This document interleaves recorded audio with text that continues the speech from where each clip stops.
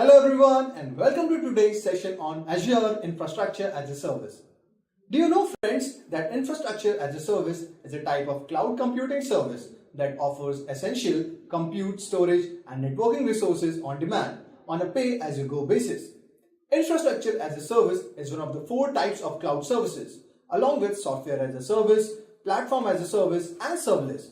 So, if you are aspiring to become a cloud professional or you want to learn in the near future, watch this video to the end and you will learn all the key skills related to Azure Infrastructure as a Service. So, before we discuss today's agenda, do not forget to hit the subscribe button and click the bell icon.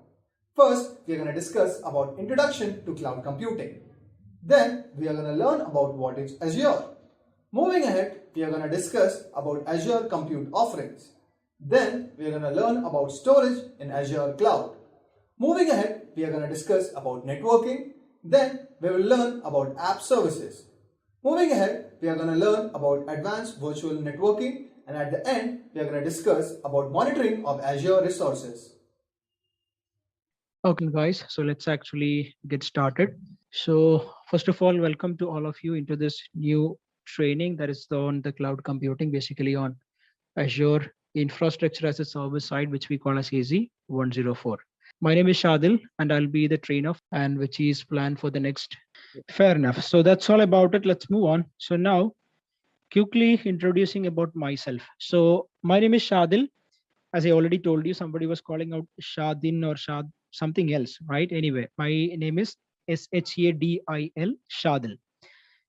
So I started my career as a trainer itself. I was providing trainings on the Microsoft technologies, which is your MCSA, those time the papers MCSA 410, 411, 412, and onto Windows Server Administration and all that, along with that CCNA, Cisco Certified Network Associate, and RHCSA, Red Hat certification. So these three papers I was actually handling initially, and that is where I started my career. I was started with as an instructor or a trainer itself, providing training to the end clients and all that.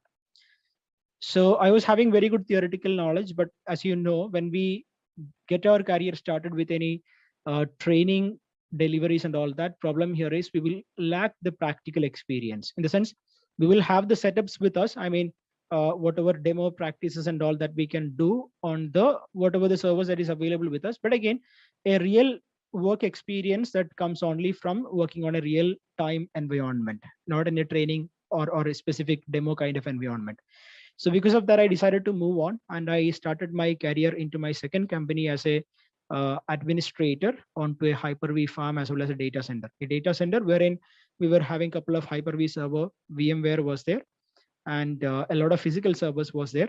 A lot of switches had to be managed, firewalls, and many other networking equipments and all that.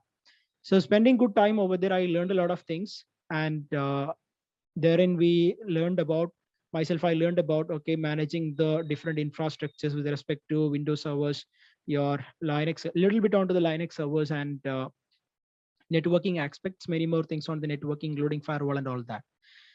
And then I moved on to a different role wherein I started working as a solution architect for a different company. All this was in Bangalore itself, and therein I started working on solution architect as a solution architect for servers and storage.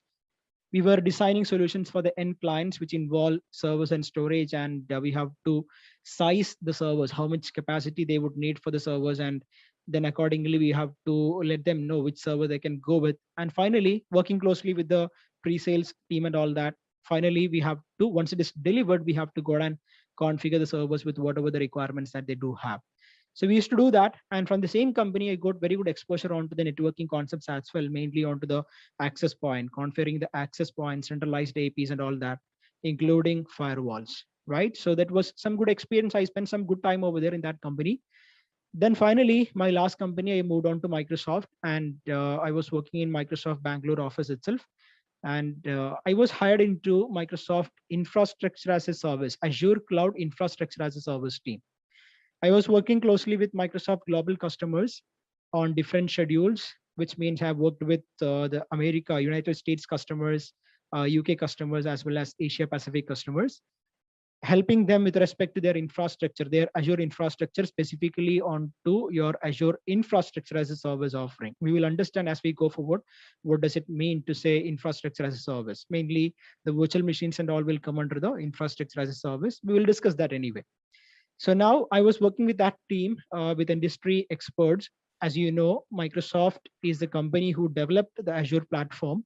So working under them, that will give you a lot of knowledge on to the working how, like what exactly we have in the backend, including many other technologies as well. And that you get to learn with the industry experts, that is with Microsoft itself, right? So spending some good time over there, I decided to leave due to some personal reasons. So I resigned from Microsoft and I started my career as a complete full-time consultant as well as freelance trainer, freelance consultant and trainer.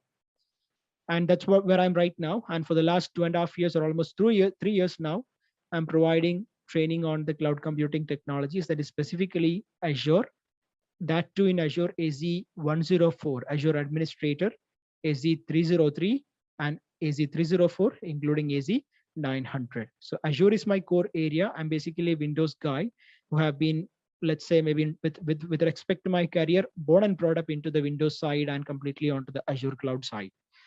So that's all about myself. And I also do handle freelance consulting works in the sense for any customers from Bangalore, or I do have some customers in Oman as well, wherein I was there just before the pandemic. I was there in Oman doing some SQL migration project. And because of the situation, I had to come back and we could not complete that project. So that's all about myself. And I have already trained a lot of people with respect to the cloud computing technologies, mainly on these 3 papers, including the corporate as well as the normal, non-experienced people. Now let's move on to the topic of discussion. What we have here, what we have joined for. So our course is oriented with respect to the AZ-104. The entire course structure will be aligning with the AZ-104. In fact, some customization will come to it. There are a couple of topics which was extra requested by the people who have organized this training. And they have told us to add a few topics which is not part of your actual AZ-104 discussion. And including that, we will be covering all that here. Okay. So let me just talk to you a little bit about this course that we are going to learn from here. I'll just take you to the whiteboard. So let's move on. So here, let's talk about the course that we have joined over here, that is AZ-104. What does it mean to say when we, or what does it mean when we say AZ-104? AZ-104 means, first of all, this paper is Azure Administrator. This is called as Azure Administration. You can say either Azure Administration or Azure Administrator, anything is fine. AZ-104 means Azure Administration. So what we basically learned in this course is that we try to understand the Azure infrastructure. This is one of the entry paper onto Azure infrastructure. For those people who's actually looking to develop their career on the Azure infrastructure side, then this is the course that they have to go with, AZ-104. There is one more certification, which is also a basic certification, which we call as AZ-900. Maybe some of you would have heard about it. With respect to AZ-900, the problem here is that you will have only the overview of Azure Cloud if you complete the AZ-900. You will not get deep into the technologies, which are the different technologies and how to configure those technologies and all. You will not cover in AZ-900. So mainly, I would say this AZ-900 is focused, or it's actually for the people who don't have, who is not working as some technical guy with respect to this technology, but rather who's onto the managerial positions and all that. So for a manager, he has to know the technology, but that doesn't necessarily mean he has to go and work in that particular technology, right? For such people, that is why you have the AZ-900, which is only an introduction. But whereas AZ-104 will take you through the different aspects of the different technologies that we have in the cloud, like your virtual machine storage, networking, identity, app services, Kubernetes, and all these things, and many other things as well, right?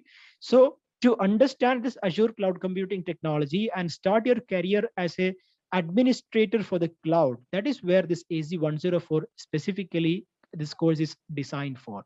Okay, so the core areas that we are going to learn here is, first of all, we will learn about introduction to cloud computing. What exactly is cloud computing? Then we will focus on what is Azure. Then we will move on to some technologies that we have to discuss along with AZ-104 or in AZ-104 course content. That namely, we can say, for instance, you have Azure compute offerings to be discussed. You have storage that we need to talk about, storage in Azure cloud. You have networking, we have app services,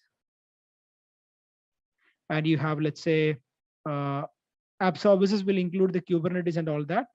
Then you have your networking, okay, already mentioned, advanced virtual networking, advanced VNet. Advanced VNet in the sense you will learn about the load balancing service and all that in your advanced VNet area. You have identity to talk about, identity. And then we have, let's say, so compute and storage, app services, and Kubernetes that is included, advanced VNet, identity. You have monitoring, okay, monitoring of Azure resources, etc. So these all are some of the areas that we will be discussing. Total, we have 9 modules that we need to cover in this particular course. 9 modules plus extra some topics that was requested by the people who have organized it, like your privileged identity management, etc. Okay, so those things also will cover along with it. Okay, so this is the course structure that we have. Now this AZ104, please understand, this course, once you complete it, you can go and take a Microsoft certification, a Microsoft Global certification. Microsoft Global certification means a certificate that is provided by Microsoft itself, uh, saying that, okay, this guy, whoever is achieving that certification, this guy is aware of this technology and he knows about this technology, how to use it, how to work with it. Such a certification, you can get it. So which means once you go through this course contents, you can go and appear for the Microsoft Azure Global certification for AZ104. You will have to pay some amount for it. It was 4,500 or so. I believe it is still the same, 4,500 rupees INR. So you can pay for it, register for the course, register for the exam, write the exam, and score out of 1000 marks. You have to score at least 700. So if you score at least 700, that is your 70% score. If you have, then you will be getting this certification to you. Okay, so this is what you have with respect to Azure AZ104. Right, so this AZ104 is the name of that particular paper, that paper which you will appear for the examination. That is what we call as AZ104. Fair enough. So now how we will deliver the course over here. So I'll be using PPTs to explain to you the concepts. I'll be explaining you the theoretical concepts on the PPT. Then I'll take you to my Azure portal environment, where I'll show you practically how you can implement those things. Okay, so once I do that, along with me, you can also practice. When I do it, along with it, you can do so by watching the recording. You can do it later, but in any case, you will also have to have accounts ready with you. I mean, you will need to have your Azure account, a free trial account you will have to have ready with you, and that can be used for your practices. That Azure account can be used for your practices, which you can go and use, and then therein in your account itself, we can go and create all the resources that we are teaching you over here and learn from there. Okay, so practically I will show you the example, and once it is done, you have to go and do it yourself and then make sure, okay, you learn the concepts. Now when I explain you the topics, I'll take my time. I'll explain you the concepts theoretically. I'll also show you these things practically. Let's move on. So let's go to the first module and see what exactly we have. Okay, how you can set up your account when we are at that particular position wherein we have to go and create an account. I'll go and tell you what exactly you have to do.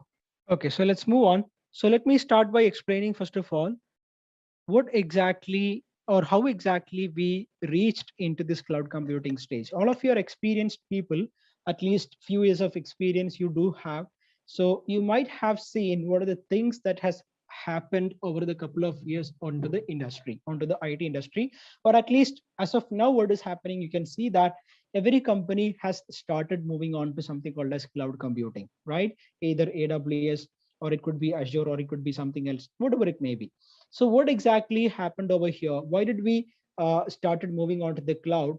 Why we needed it in the first place? So to understand that, first of all, we have to go through the basics of our IT infrastructure, the technology, how exactly it is evolved. So it's all theoretical explanation. You can just listen to it. So now, traditionally, when we want to deploy something, when I say deploy something, it could be something like, let's say, your company is a product based company, and maybe for doing the tracking of those products, you're using some internal application. Or maybe you are into some e-commerce business and you have an e-commerce application that you need to host.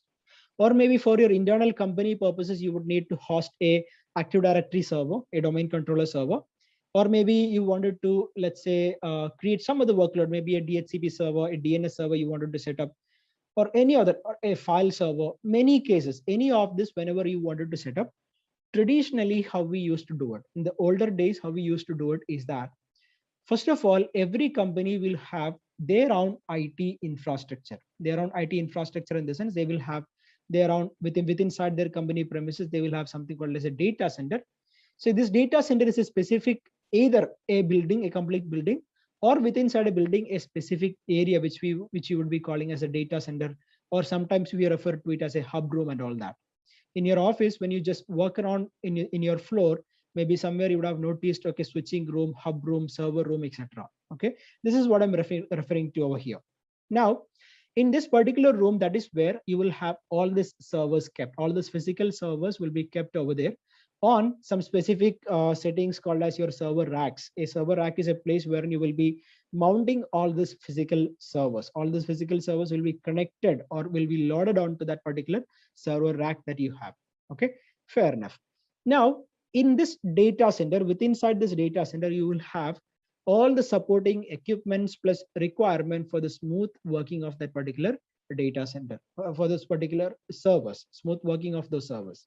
So this is what traditionally we used to do. So whenever we have certain application that we need to deploy, or whenever we have certain workloads, when I say workload, something like your DHCP server or a domain controller server or a app server, etc. Whenever you have to deploy it, what you will do, you will go out and get additional physical servers.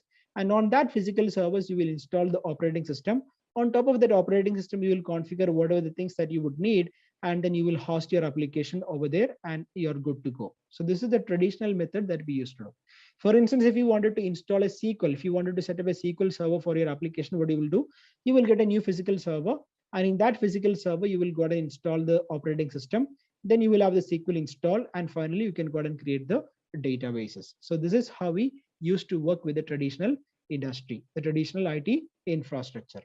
Now, there are certain problems, there are certain things that we need to address over here in this case, in the traditional IT infrastructure implementation. First of all, there are certain factors which is negatively affecting you over here. The one of the most important aspect of it is nothing but your cost, the overall cost associated with setting up an infrastructure. If you look at a data center, so let me quickly show you a data center, how exactly it would look like. So here in, first of all, data center. Okay, can you see? This is what we refer to as a data center. We can see on the right hand screen. Okay, so this is what we typically refers to as a data center. You can see again, this is another picture. There are so many pictures, right? You can see this is all data centers that you see in the screen. So these data centers, you can see inside, this is a specific area within inside a building, or it could be an entire building itself. Now within that, we can see there are so many physical servers mounted onto the rack. You can see this, a lot of the racks that you see. Okay, specifically, I'll just show you this one. So here you can see these are the racks that you can see, and within inside the racks, you can see there are servers mounted onto it, right? There are different servers that is mounted onto this particular rack, right? So this is what we hear when we say, this is what we have when we say, okay, a data center and servers within inside it. You can also see the different cables that is running in and out from all those servers, right? Many fiber cables coming out and then going on top and then running on the rail. You can see on top of the rail, it is all going, right?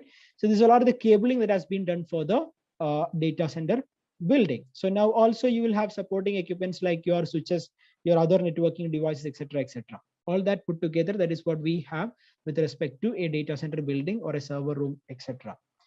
Fair enough. So now, when I told you there are a couple of factors with respect to your on-premises environment, which we had to address, or which was coming as a challenge for us, which we had to fix when we were working on the on-premises model. I'm referring to on-premises model by or to talk about traditionally whatever every company will be having on their infrastructure. See the way how we did deploy some application, how did we let's say work with certain workload, etc. All that was by deploying servers and all that in our custody itself, right? If Shadil has a company and if I'm into web hosting, I will be deploying my own infrastructure onto my environment. There are certain exceptions. You will like give it to a third party. You can ask to do the hosting to the third party. That is a different story. But in any case, normally what we used to do is that I will have the infrastructure available with me itself on my location. Okay, fair enough. So when you have infrastructure, on-premises infrastructures as such, what are the problems that we have? First of all, we have something called as a cost factor associated with it. What is that? A cost problem that we have. What is the problem with the cost? Anyway, so if you think about setting up a data center for a normal company, I'm not talking about a very low level operations company, but somewhat middle level company. For them, what will be the cost involved? First of all, let's talk about setting up the data center. What are the things that you would need for a data center building? Have you ever noticed if you go inside a data center building, it is always cool. It's always air conditioned. Air conditioned. Those people who are working in there, they would clearly know it is always air conditioned. Why it is air conditioned? The reason being, within inside the data center, whatever the equipments that you keep, there's a lot of electronic devices, and these electronic devices, they will produce heat, just like your laptop and mobile phone. When it is run so much time, it will produce heat, and these servers are designed for running 24 bar 7 bar 365. What does it mean? It means that 24 bar 7 bar 365, when they're running, they will produce a lot of heat. And in order to not to explode these things, we have to have them in a nominal temperature. And that is why we use the cooling facility. Okay. So which means you have to provide air conditioning. You have to buy physical servers. You have to do the networking in the sense you have to have the switches and all which will connect your physical servers together, the switching device. I hope you're aware of what is a switch. When I say I'm not referring to a switch, electric switch that you will see on your wall. I'm not referring to that switch. I'm referring to a switch which you will be using for maintaining the connectivity. All of us are technical people, you should be knowing it. Fair enough. So you have a switching device, maybe coming from Cisco or coming from Dell or coming from HP, etc. So this switching device is what allows you to connect multiple physical servers together. So you will have the switching devices, then all the cables related to it, maybe some routing device also would be there, and firewall devices might be there. Okay, so all these different equipments that is needed with respect to your infrastructure. Okay, so that is also there. Thirdly, you would need people who can manage all this. At least some of you are working into that aspect, right? Managing this infrastructure. So you would need people who has to manage this environment. You will need a networking guy who can manage the networking side. You will need a server hardware, a guy who knows about the server hardware. You will need a guy who would know about the operating system maintenance. Let it be Linux, Windows. Operating system administrator you would need, server administrator we call them as. You will need let's say the developers. If at all you were into some development, you will need the development guys as well, who is actually developing the application and all that, right? So everything put together, now you have to pay them the salaries and all that, so that cost factor is also coming up. Okay, then I told you about the cooling facility. I told you about the maintenance people that is needed. Now there is your internet connectivity. You have to provide redundant internet connectivity, which means just one connectivity will not be enough. You have to have redundancy onto your infrastructure. Even if one network goes, another one should come up, right? So redundant network connectivity is needed. Then you have something called as what we say your cost, that is with respect to power facility. You have to provide backup power facility in forms of your let's say inverter capability or generator capabilities and all that. That also has to be there. Okay, so all these different things are coming up. So anyway, so we're talking about the different factors involved in setting up the data center and all that. So now we understood we have a cost factor with respect to the cost I told you, with respect to the different setting of the environment, your data center cost involved, your internet cost, your power cost, your cooling facilities cost. Now think about the physical hardware that you have to buy. I mean, the physical servers that you need to buy, the physical switches that you need to buy. A single physical server will easily cost you between a very low configuration will cost you at least above 1 lakh. A very low configuration, which means if you go for a very powerful server and all, that can cost you maybe 20-50 lakhs and all that, right? And that if you're planning to have multiple physical servers, then you can think about the total cost that will be coming in terms of the physical hardware itself. So everything put together, now if you think of, your overall cost can go very well beyond 1 crore or above, right? Fair enough. So now that is what the cost factor that we have with respect to your infrastructure. Now this cost itself can be classified into two categories. We call it as OPEX and CAPEX. OPEX and CAPEX. OPEX means your operational expenditure and CAPEX means your capital expenditure. What does it mean when we say operational expenditure and what does it mean to say CAPEX, capital expenditure? A capital expenditure is the initial investment that you're going to make. A initial investment that you're going to make is what we call as the capital expenditure, which means if I have to buy physical servers, whatever the amount that I'm going to spend for it, that will be coming under the capital expenditure. Then what is operational expenditure? Operational expenditure means any monthly or maybe as my company is moving on, any day-to-day cost that is involved with the operations, that is what we call as operational expenditure. You can include your salaries that you give to the personals, to the support people and all that. You can include under OPEX. Any bills that is coming monthly, that also can be included into your operational expenditure. So this is the difference between a CAPEX and operational expenditure. So you have both in the case of a on-premises infrastructure. You have capital expenditure as well as you have operational expenditure. Both are there. Fair enough. So now cost factor we understood. We have so much cost involved with it, and we have to take care of all these expenses with respect to our setting up our data center infrastructure. There are a couple of other things as well. With respect to maintenance, also there is a problem now with respect to maintenance. What is the problem with respect to maintenance? What are the challenges that we face in terms of maintenance? The challenges in terms of maintenance are nothing but, let's say, for example, whenever we have an infrastructure like this complete infrastructure is under your ownership. It's under the company's ownership, yes or no? The complete infrastructure is under the ownership of the company who started it, right? So for them, they will have to make sure everything, like all the equipments that we have, all the operating system that we have, everything is up to date. The maintenance is done periodically. So which means you would need people to maintain it. Secondly, if you think about the server, let's say you have a server on which you have deployed something like maybe an application you have deployed onto it. So this application server, now let's say if you have any periodic updates that you need to deploy over there monthly, maybe you have to deploy some Windows patches, Windows update or something like that. When you have that, you will have to take it down. You will have to apply the patches and you will have to do a reboot. And when you do that reboot, this particular server will be down, which means the workload that is hosted on this, that also will be down, which means for your production workload, now there is a downtime. You're experiencing a downtime now. Okay, so with respect to the maintenance, you will be having downtime. Periodic downtime also will be there for your application. So all these different aspects are there with respect to maintenance. That is one challenge. And thirdly, with respect to scalability. Okay, what is the problem with respect to scalability? With respect to scalability, the problem here is now there is something called as scaling. Okay, any infrastructure as of today, it should be able to scale whenever there is a demand. What is meant by scaling? Scaling is nothing but, let's say today's applications are mostly dynamic in nature. Okay, it will not be the same number of users who are accessing. For instance, if you're on a e-commerce application or maybe any other website, it might not be the same number of users that is coming tomorrow. Whatever we had today, it might not be the same number of users coming tomorrow. There might be an increase in the number of people who's actually trying to access your infrastructure. That is a possible scenario, right?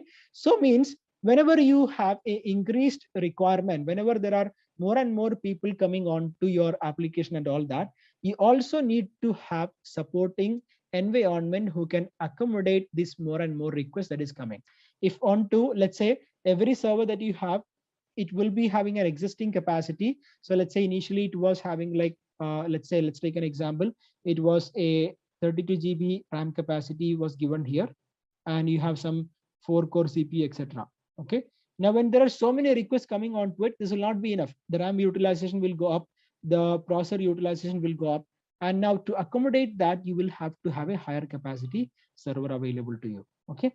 So now in a data center that you have, it will not be easy for you to scale, because this physical server is already equipped with this much hardware, and to update that hardware, obviously you will need downtime. Or if you think like, okay, I will move this workload onto a different server, again, you will need a downtime for that as well. Okay. Now, also you would need to have an extra server wherein you can accommodate the new capacity. For example, if you wanted 40 GB capacity or so, you would need to have a certain server available with that capacity over there in your infrastructure. So what you will do, you'll have to go and procure additional servers in order to meet the demand that is coming up now. Also, at one point in time, if the demand goes off, the number of people coming into your application, they drastically reduced and the demand completely went off. In that case, what happens?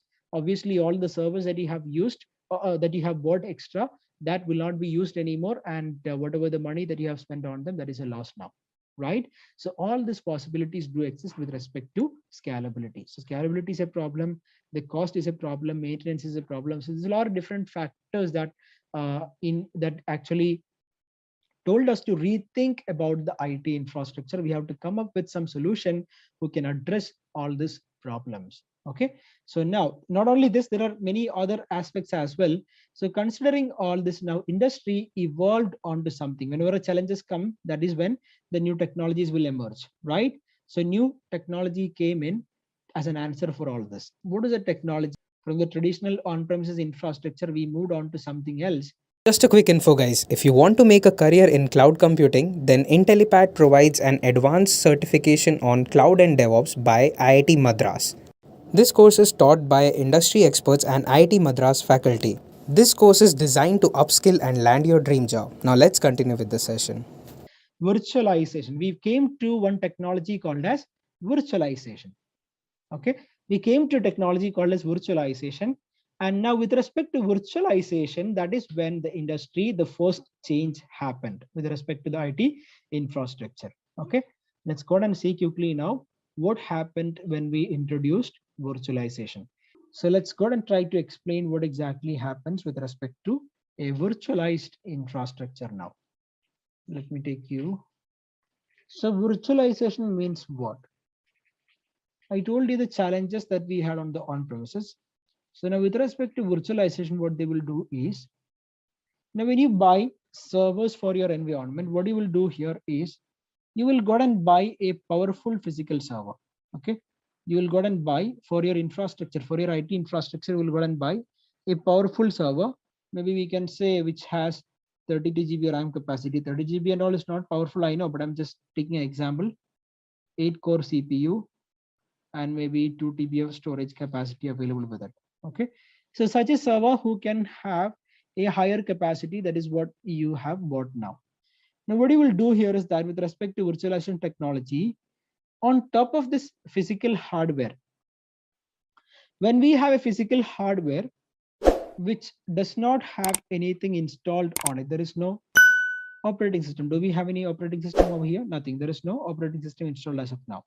So on this physical hardware, on top of this physical hardware, when there is nothing is installed, I told you it is called as bare metal. When nothing is installed, you just have a physical server, then it is called as a bare metal server. So on top of the bare metal server, you will go and install a specific piece of software, which we call as a hypervisor software. What is that? Hypervisor software. Okay, you will go and install a hypervisor software on top of the bare metal hardware. So once you have installed the hypervisor software, now you are good to virtualize your underlying physical hardware. You can have it virtualized, which means you're ready to do the virtualization now, implying I'm good to create virtual machines on top of it now. I can create virtual machines. Okay, I can go and create virtual machines over here, VM1, VM2, VM3, etc.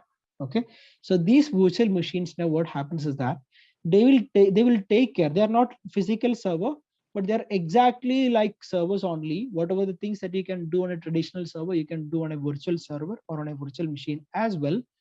You can install operating system on top of this virtual machines, whatever operating system you would like to have. You can have, for instance, on one Linux, you can have on another one, you can have Windows, whatever supported. If it is supported by the hypervisor software, you can go ahead and install any operating system. Okay, and you can go ahead and use it for different workload. For instance, you can use this guy as a file server. You can use this guy as a Active Directory server, etc. Okay, and now With respect to the compute capacity and all that, they will take it from the underlying physical hardware, which means whatever the 32 GB capacity that you have, the 8-core CPU that you have, the 2 TB storage that you have, that will be split across these VMs. And for instance, I can say this guy can have a 8 GB RAM capacity, 1-core CPU, and maybe a couple of storage like some 200 GB storage and so on. The same way I can provide capacity to all other physical servers as well. So now what happened? On one single physical hardware itself, I was able to create 4 different virtual servers. Each of them can be used for different purposes. By doing this, what we are making sure is that the underlying physical hardware that we have, we are utilizing it to the maximum possible extent. We can utilize it to the maximum extent. There are a couple of other benefits as well. As we go forward, we'll talk about that also. Okay, fair enough. So this is what we did over here when the virtualization came in. So now each of this VM can be used for different workload. So now in this scenario, let's say the power supply to this particular physical hardware. Okay, so this physical hardware is what we call as the host, and all the VMs that you created is what we call as the guest. Okay, these are the guest, and below is the host. Host is the physical hardware which you can touch, which you can experience, on top of which the VMs that is created, that is called as the guest. Okay, VMs. Fair enough.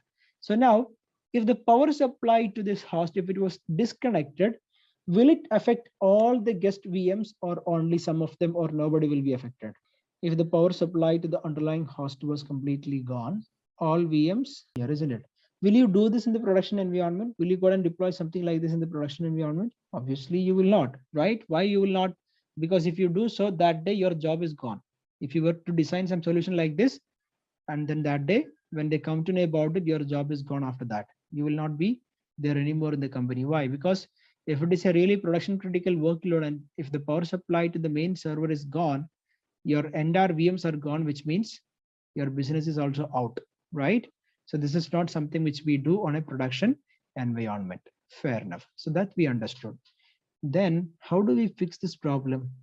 Is there anything that we can do over here? Yes, there is something that you can do over here. Whenever you deploy an infrastructure like this, you will not just stick with one single server, but rather you will go and purchase multiple physical servers. Okay, let's say host 1, host 2, host 3, etc. You will be having multiple hosts called as 3 and host 2 and 3 and all that. Okay, so now what you will do here is, whenever you deploy the workload right now in this scenario, you will introduce something called as HA, high availability. You will introduce something called as HA or high availability, which means you will go and create a cluster in this environment now. Let me explain you what is a cluster. Oops, I'm sorry. Okay, you will go and create a cluster over here. In the sense, you will combine this physical servers that you have. You will combine these physical servers, plus you would have also introduced some storages also onto it. Some storage extra would come, or which we can call as a storage server, or a SAN or NAS, whatever it can be. Storage server also will be introduced, and everything put together, you will have a clustered environment created now. So you will have a cluster or a clustered environment created now. Now, what you will do here is that whenever you store the virtual machine, or whenever you create a virtual machine on top of this, these virtual machines, once they are part of the cluster, and once there are additional physical servers available for you, these guys can move. In the event of a failure, these guys can move from here to here. I mean, to a different host, it will become possible once after a cluster is formed, it will become possible for them to move from one physical hardware to another physical hardware. They can be moved easily. Why we need to move? Like, for example, if there was a maintenance activity that you're doing on this physical server, then you could move all these 4 VMs to host 2. Host 1 is free, you can apply the update and then you can get it restarted. Okay, so that is one scenario. There are many other scenarios as well. For instance, if this hardware was failing suddenly, then in that case, automatically these VMs that you have can be restarted on host 2 or on host 3.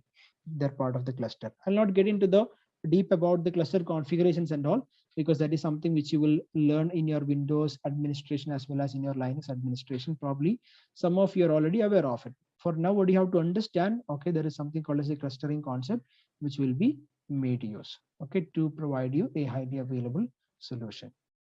Fair enough. So now here, okay, so you can see now you have a storage introduced now, and you have a couple of hosts on which the VMs will run. And whenever there is a failure with the first VM or so, the workload will move on to the second VM, etc. Because that is the idea that we have over here. Okay, moving on. We will come back to this infrastructure later. You will understand why there was a SAN storage introduced. So, but I'll explain to others who don't know later on why there was a SAN introduced. Okay, what is the reason behind it? But for now, you can understand. Okay, that's it. This is the infrastructure that we have newly. Okay, moving on. So now, when you moved on to the virtualized infrastructure, what you will do, you will go and buy a couple of powerful servers, and you can go and deploy your workload onto those powerful servers. And whenever there is an additional requirement, directly you don't have to go and buy new physical servers, but rather if capacity is available within inside your infrastructure, then in that case you can go and deploy a VM. You can deploy your new workload as a VM onto the existing infrastructure. All these possibilities do exist now. Okay, and with respect to maintenance, you can reduce the overall downtime. You could move your workload onto different hosts so that whenever there is a maintenance activity like applying the patches, updates, and all, that can be done easily and still without having any maintenance window for your workload. So these are the benefit that we got with respect to the virtualization infrastructure. But again, when we moved on to the virtualization infrastructure, virtualized infrastructure has its own problems. Okay, what is the problems that it has on its own? The problem is nothing but, you can see here the cost factor was not addressed much. Why is it so? Because herein you had to buy powerful physical servers first of all. Secondly, to do the virtualization, you would need a licensed virtualization software. So that virtualization cost is also adding up now, correct? So all these factors are also extra coming in, which means our cost factor was not completely addressed. We do have a lot of benefit, but again, with the benefit, we have still drawbacks as well. With respect to the cost, mainly the problem exists over there in the cost section only. So these all are some of the challenges that we still had to manage, and that is where industry started to evolve further, and we moved on to something called as cloud computing. We moved on to something called as cloud computing. So let me explain you what happens with respect to cloud computing. But before even go to that, let's try to understand this virtual machine in a little bit more better way, and then we will move on to what is meant by cloud computing. Okay, fair enough. So now I told you your infrastructure from your traditional on-premises infrastructure, you moved on to a virtualized infrastructure wherein you had a couple of physical servers, a storage was introduced, and everything put together. Now you had a cluster created. Okay, remember carefully, you had a cluster created. So when there was a cluster created, now for this particular cluster, to create a cluster for you, for your environment, combining all these physical servers and all that, you need specific softwares who can do that. Okay, so now you can see, to create a clustered environment who can manage your physical servers and have them virtualized, and then have VMs created on top of them, and easily manage this virtual machines, move them here and there, play around with it, etc. All this to do, now you can do it from these softwares like your System Center software suite, or maybe from a VMware software suite, which we call as VMware vSphere suite, etc. Or it could be a OpenStack suite for the Linux environment and all that. Okay, so these all are the software which is used for managing your dedicated highly virtualized infrastructure. So when you have a infrastructure like this, listen carefully, attentively, all of you. When you have a couple of powerful physical servers that was completely virtualized, you're using it completely in a virtualized manner, and now you have VMs created on top of them, and this virtualization you are managing from softwares like your System Center, your OpenStack, or your VMware software, etc. That is what you're using in order to manage them effectively. Okay, in that case, yeah, your storage is introduced, you have the storage as well. In that case, we call it as a public cloud, sorry, we call it as a private cloud offering. Repeating, so whenever you have a infrastructure dedicated by you for your company, okay, with all the physical servers and all that. And now these physical servers and all you have virtualized completely. You have completely virtualized them, in which case you would call it as a private cloud environment.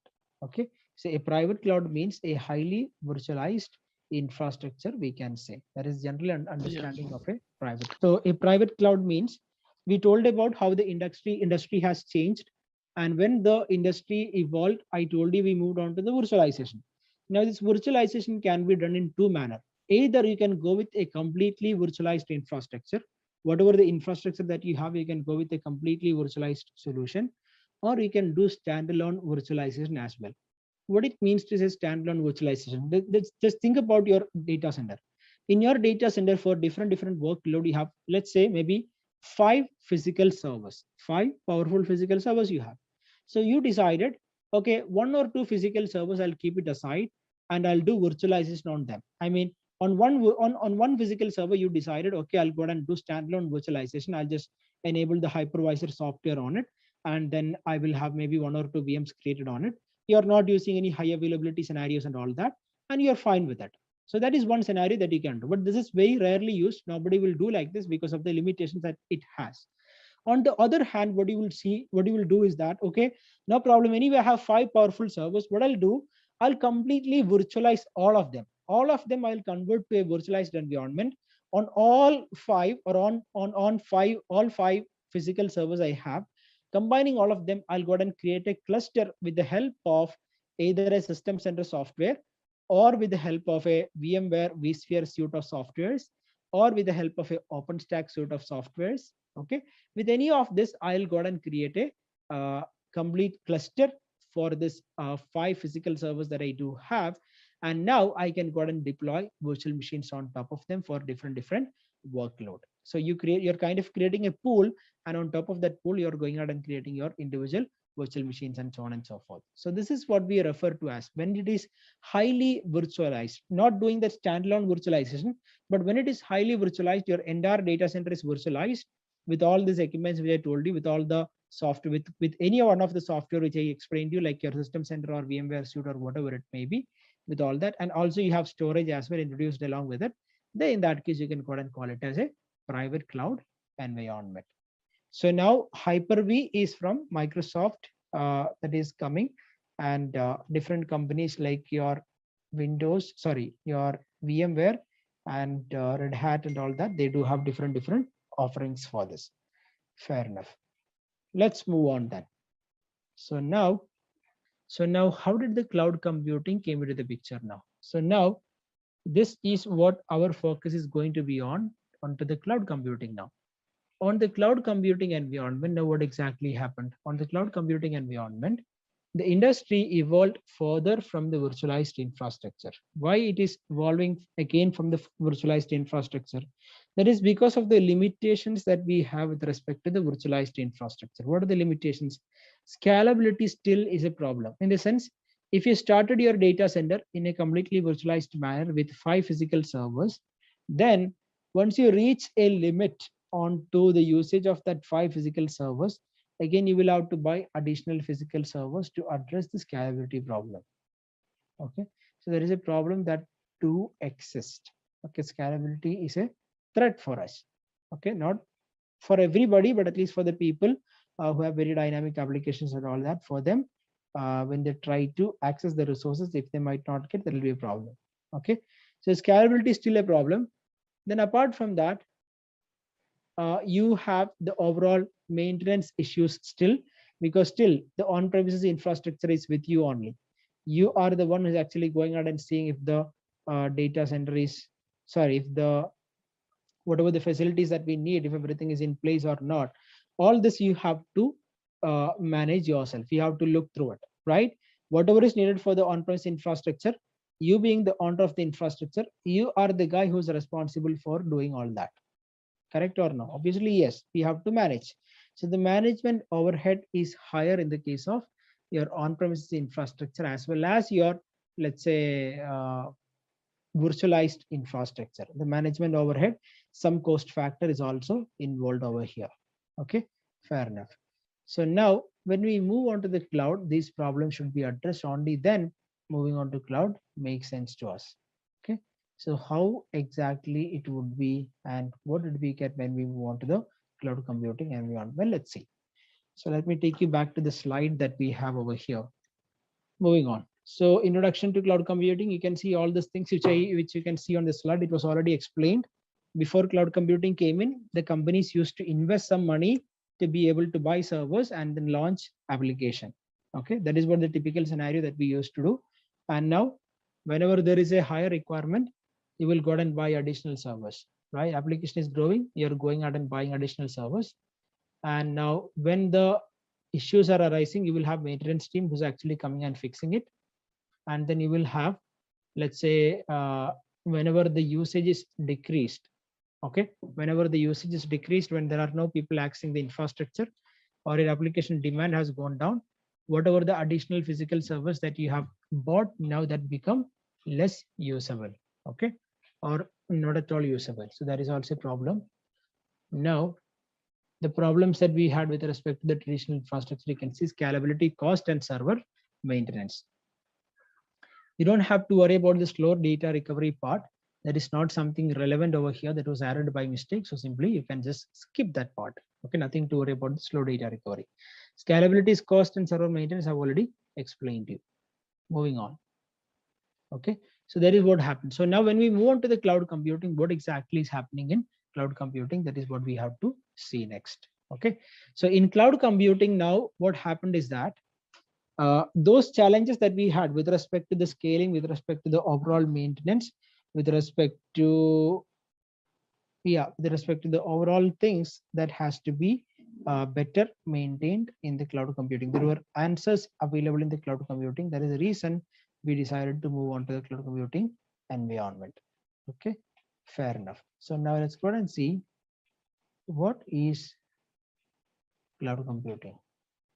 When you talk about cloud computing, the important aspect here is the name itself, cloud computing.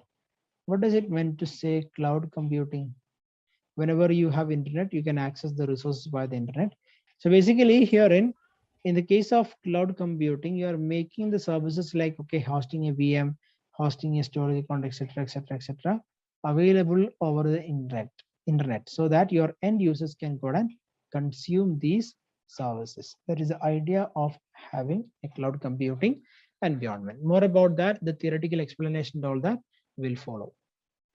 So what we are saying now with respect to cloud computing, what are the changes that took place and what is cloud computing, right? Our point of interest and our focus. Anyway, so now here and you can see with respect to cloud computing, what happened over here is that companies like Microsoft, Google, Amazon, you know, these all are MNC companies. What is an MNC companies? Multinational companies, right? Multinational companies means companies who have presence across the world, right? That is what we say MNC. So multinational companies, they do have infrastructures present already across the world. I mean, these companies like Microsoft, Google, etc., they were into the business already for a couple of years, and they do have data centers and all available across the world already. Okay, so what they thought, like, okay, no problem, anyway we do have data centers and all available for us across the world. What we will do, we will invest onto it. Anyway, we have money as well, so we'll invest onto it. And once after we invest, what we will do, we will just make sure we have so much capacity available within our data center, and that too across the world in different data centers across the world. And then finally, we will make this infrastructure available to the public. Okay, we will open this infrastructure available to the public, and we will ask them to go and create their resources over here. Okay, so they will, I mean, this public can go and create, let's say, virtual machines on these infrastructures which is opened up by these companies now. So this is what exactly Google, Amazon Web Services, or Amazon and Azure and all, or Microsoft and all has done. So they developed their existing infrastructure, or added extra infrastructure with whatever the money that they have. And then they said, oh, they created a distributed system which can span multiple regions across the world, multiple countries and continents across the world. and they finally gave you a portal in the sense a graphical user interface through which you can access these services, and from there you can go ahead and create virtual machines onto any of this location that you would like to go ahead and deploy to. Okay, so this is the idea of having cloud computing, or this is what exactly happened with cloud computing environment. So let's go ahead and look at one of the theoretical definition that is given over here. You can see what is cloud computing. Cloud computing is the delivery of computing services. What kind of computing services? It could be server, it could be storage, it could be storage servers, databases, networking, software, analytics, intelligence, Internet of Things, IoT, and many more things. All this making available to you over the internet. I mean, now for you to deploy your workload, deploy your application, you don't have to set up a on-premises infrastructure. You don't have to have physical servers available over there. You don't have to have dedicated servers for you, but rather what you can do, you can simply go ahead and sign up for a cloud computing environment, and in that environment you can go ahead and deploy your workload. You can go ahead and deploy a virtual machine, you can go ahead and deploy a storage account, different use cases you have.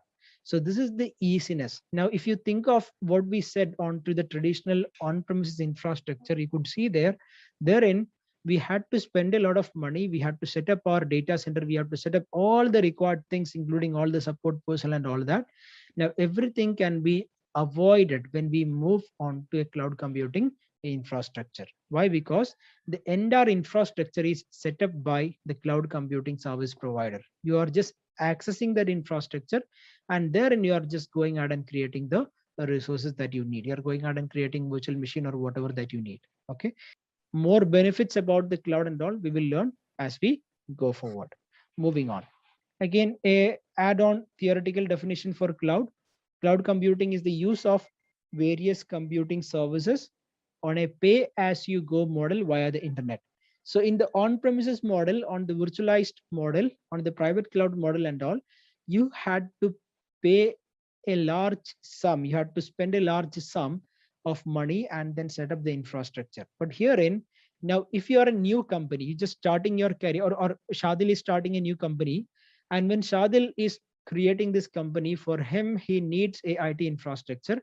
Instead of spending crores of rupees and setting up my IT infrastructure, what I can do without spending any money, I can go ahead and sign up for Azure cloud infrastructure. And therein, I can start creating whatever the infrastructures that I need, whatever the VMs, whatever the other services I need, I can go ahead and create in that environment. Now, as I start utilization, for example, I created a VM, I will be running that VM for 1 hour, 2 hour, 24 hours, 24/7, etc. As I run it, then there will be bills coming to me. Monthly bills will be there for the services, whatever I'm consuming, and how much I'm using for that, I will be paying. That's all. No extra payment, nothing less. Nothing less. Whatever I use for that, I'll be paying. And this is what we call as a pay as you go model. As you go forward, how much ever you have used, you will be paying for that. Okay, so this is what we call as a pay as you go model. So such a service, a cloud computing is the use of various computing services on a pay as you go model over the internet. Fair enough. That is a understanding that you should be having over here.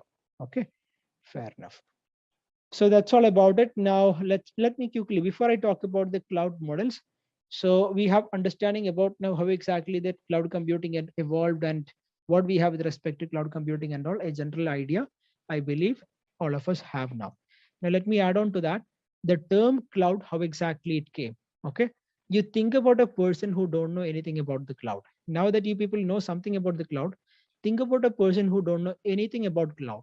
So when he see the things are as if, okay, he's logging into Azure portal, and from there he is getting whatever he need. For example, a very powerful VM. Think of a CAD designer. So this CAD designer, his company gave him a URL. He just logged into that URL, and what is getting directly very powerful machine with all the graphics requirement and all that he is getting in front of him, right? Which he can access, which he can go ahead and do his rendering, all other graphics related work and all that. And that too, he can do it from any very low level configuration laptop also he can do it. Okay, because everything is happening on a backend VM which is hosted in the cloud. right? So which means from this guy's perspective, he will feel like, okay, from where it is coming, he don't know what is there in the backend. So as if he is, for him, it will be as if, okay, it is coming from the cloud itself, right? We don't know where exactly from where it is coming. Okay, it's coming from the cloud. So that is why the term cloud computing came in. That's all. Nothing else important over here. Just for the sake of saying, I'm just adding on to it. Moving on. Just a quick info, guys. If you want to make a career in cloud computing, then Intellipaat provides an advanced certification on cloud and DevOps by IIT Madras. This course is taught by industry experts and IIT Madras faculty. This course is designed to upskill and land your dream job. Now let's continue with the session. So now this cloud computing environment. Okay, before we talk about the cloud computing environment, I told you we have the hypervisor software, and this hypervisor software, on top of that, we can create virtual machines and all that in a virtualized environment. Now, please understand, this entire cloud computing environment is fully built on top of this virtualized infrastructure. What they are making available to you is a highly virtualized infrastructure over the internet.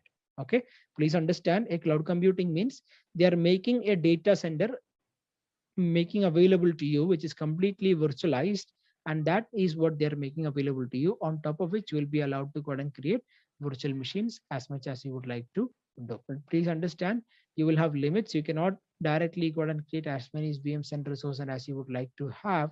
There are certain limits put in place that we'll explain when we go to something called as subscriptions and resource groups. Okay, fair enough. So now we do have some idea about what exactly is cloud computing and what happened over there, and specifically on to what is Azure. We know it is a service provided by Microsoft as a cloud computing provider, and we also understood Microsoft Azure, the entire backend is built on Hyper-V. Hyper-V is the backend on top of which Azure cloud computing platform has been built upon. Fair enough. Now, a couple of theory more on types of cloud models, what exactly it is. First of all, when we talk about the cloud, there are two things. There is a deployment model and there is a service model. The deployment model means this cloud computing as a technology, the cloud computing technology itself, how exactly it is delivered to you. Okay, is it given in the form of a public cloud, or is it given in the form of a private cloud, or is it a hybrid cloud? So three different types of cloud deployments are possible. Either some company can set up a public cloud like Microsoft, Amazon, Google has done, and or someone can have a private cloud setup, or someone can go with a hybrid cloud architecture. Okay, now on the other hand, there is something called a service model. Service model means in cloud computing, please understand, these service models are specific to your public cloud only. We don't have service model in private cloud. Okay, public and hybrid, we can say yes, service models are there. Okay, so which means in public cloud environment, you have something called as a service model. Service model means what? We know there are different, like everything that you get is a service from the cloud. If you are able to create a virtual machine, that's a virtual machine given to you as a service, right? If you're creating some storage account, that is storage account given to you as a service. So these are examples of different services that is available for you. So this service model that you're getting, they can be classified into three, and they are namely infrastructure as a service, platform as a service, and software as a service. Repeating, infrastructure as a service, platform as a service, and software as a service. You probably would have heard about this whenever we think about cloud, or whenever we hear the term cloud. These are the three things that mostly comes into our mind: infrastructure as a service, platform as a service, and software as a service. But all of us might not have understood correctly what exactly it is meant. What is meant to say infrastructure as a service, PaaS and SaaS. So let's try to clarify that. Before that, we'll talk about what is public cloud, private cloud, hybrid cloud difference. Listen carefully now.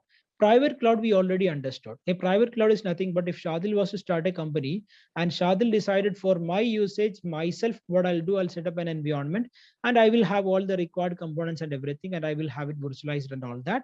And completely virtualized, not some standalone virtualization, completely virtualized environment, in which case I would call it as private cloud. Why it became private? Because I am not opening this up for my any other persons, any other companies, any other clients. Only I can go ahead and create a resource in this environment, and only I can go ahead and use this in my environment. That's it.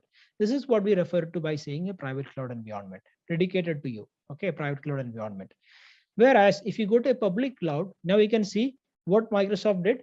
They had their data centers together across the world.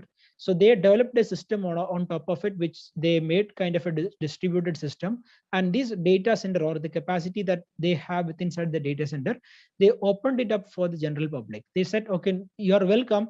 Anybody can come and create a resource over here if you have an account and a subscription with us. I'll explain you what a subscription later. So that's all. So that is what we call as a public cloud environment. Okay. Now, what is a hybrid cloud? Let's say one company, I mean Shadil's company itself, Shadil is already having a private cloud environment, but along with it, for better elasticity, for better scalability, I decided, no, I'm not sticking only with my private cloud environment, but I'll deploy some services onto my public cloud offering as well, which means I'm having a private cloud. Along with it, I'm using a public cloud infrastructure as well, in which case I can call it as a hybrid cloud environment. Okay. So this is what we refer to by saying hybrid cloud. Now there is also one more thing, something called as a multi-cloud architecture. Multi-cloud architecture means if the same company, Shadil's company, if they were using this hybrid cloud strategy or not, doesn't matter. But if they were into multiple cloud vendors, in the sense they were using services from Azure, they were using services from Google Cloud, they were using services from, let's say, your IBM Cloud and many other cloud computing providers, for instance.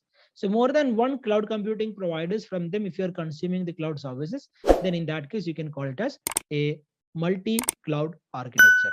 Okay, a multi-cloud architecture. Let's move on. So then what is service models? Infrastructure as a service, platform as a service, and software as a service. Okay. I'll explain this. Listen carefully so that you understand this. Okay, I'll just take you to the whiteboard and then I'll explain the difference between infrastructure as a service, platform as a service, and software as a service. Let me go back to the whiteboard. Okay, so let's try to understand what is meant by saying infrastructure as a service, platform as a service, and then software as a service. So let's say infrastructure as a service. First of all, we'll start with on-premise. Okay, on-premises.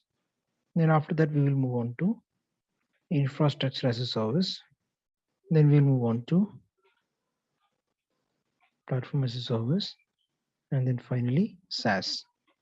I told you the infrastructure as a service, PaaS and SaaS, is applicable only for cloud computing. Okay. And then on-premises. So first of all, let's talk about what we have with respect to on-premises. In on-premises, we know whenever we had to set up our on-premises infrastructure, what are the things that you did?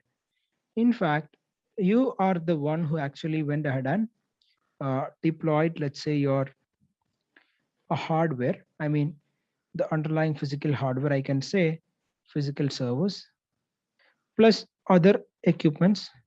Then you have your networking, entire networking. See, you have to relate this, you have to bring this to your mind, only then you will be able to easily grasp it. Okay, it's easy, it's straightforward, simple thing. Please listen carefully, you will be able to understand this very clearly. Okay, there is no rocket science over here, so let me try to explain this as simple as possible. You have to listen carefully, that's all. So whenever traditionally, first of all, think this, whenever we had to deploy some applications traditionally, what are the things that we used to do? We used to have a dedicated physical server for us. Okay, you will have a dedicated physical server for you, and onto that physical server, now what you will do, you will go and deploy your operating system. Once after the operating system is deployed, then you can go and deploy your workload onto it. Like whatever the workload that you wanted to host, you will be deploying it at last, right? So this is what we used to do. So now, keeping that into your mind, let's bring that into your mind and then think about it. First of all, if it was a complete infrastructure that you were having in your on-premises environment for deploying your workload, what are the things that you will be having? You will be having a physical environment, a data center environment, wherein you have all the physical servers plus all other networking equipments, your switching device and all that. Then you will have the adequate networking done for it. You will have the storage devices. Now you will have virtualization done. If at all you're using a virtualized infrastructure, then you will have your virtualization also done on your infrastructure. Then you will have virtual machines created.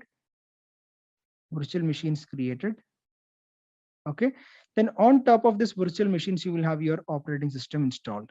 Okay, operating system installed. Then on top of your operating system, you will have something called as middleware. I'll explain you what is middleware. Then on top of that, you will be having your applications hosted. So if at all you had to host something on your on premises, these are all the steps that you have to go through.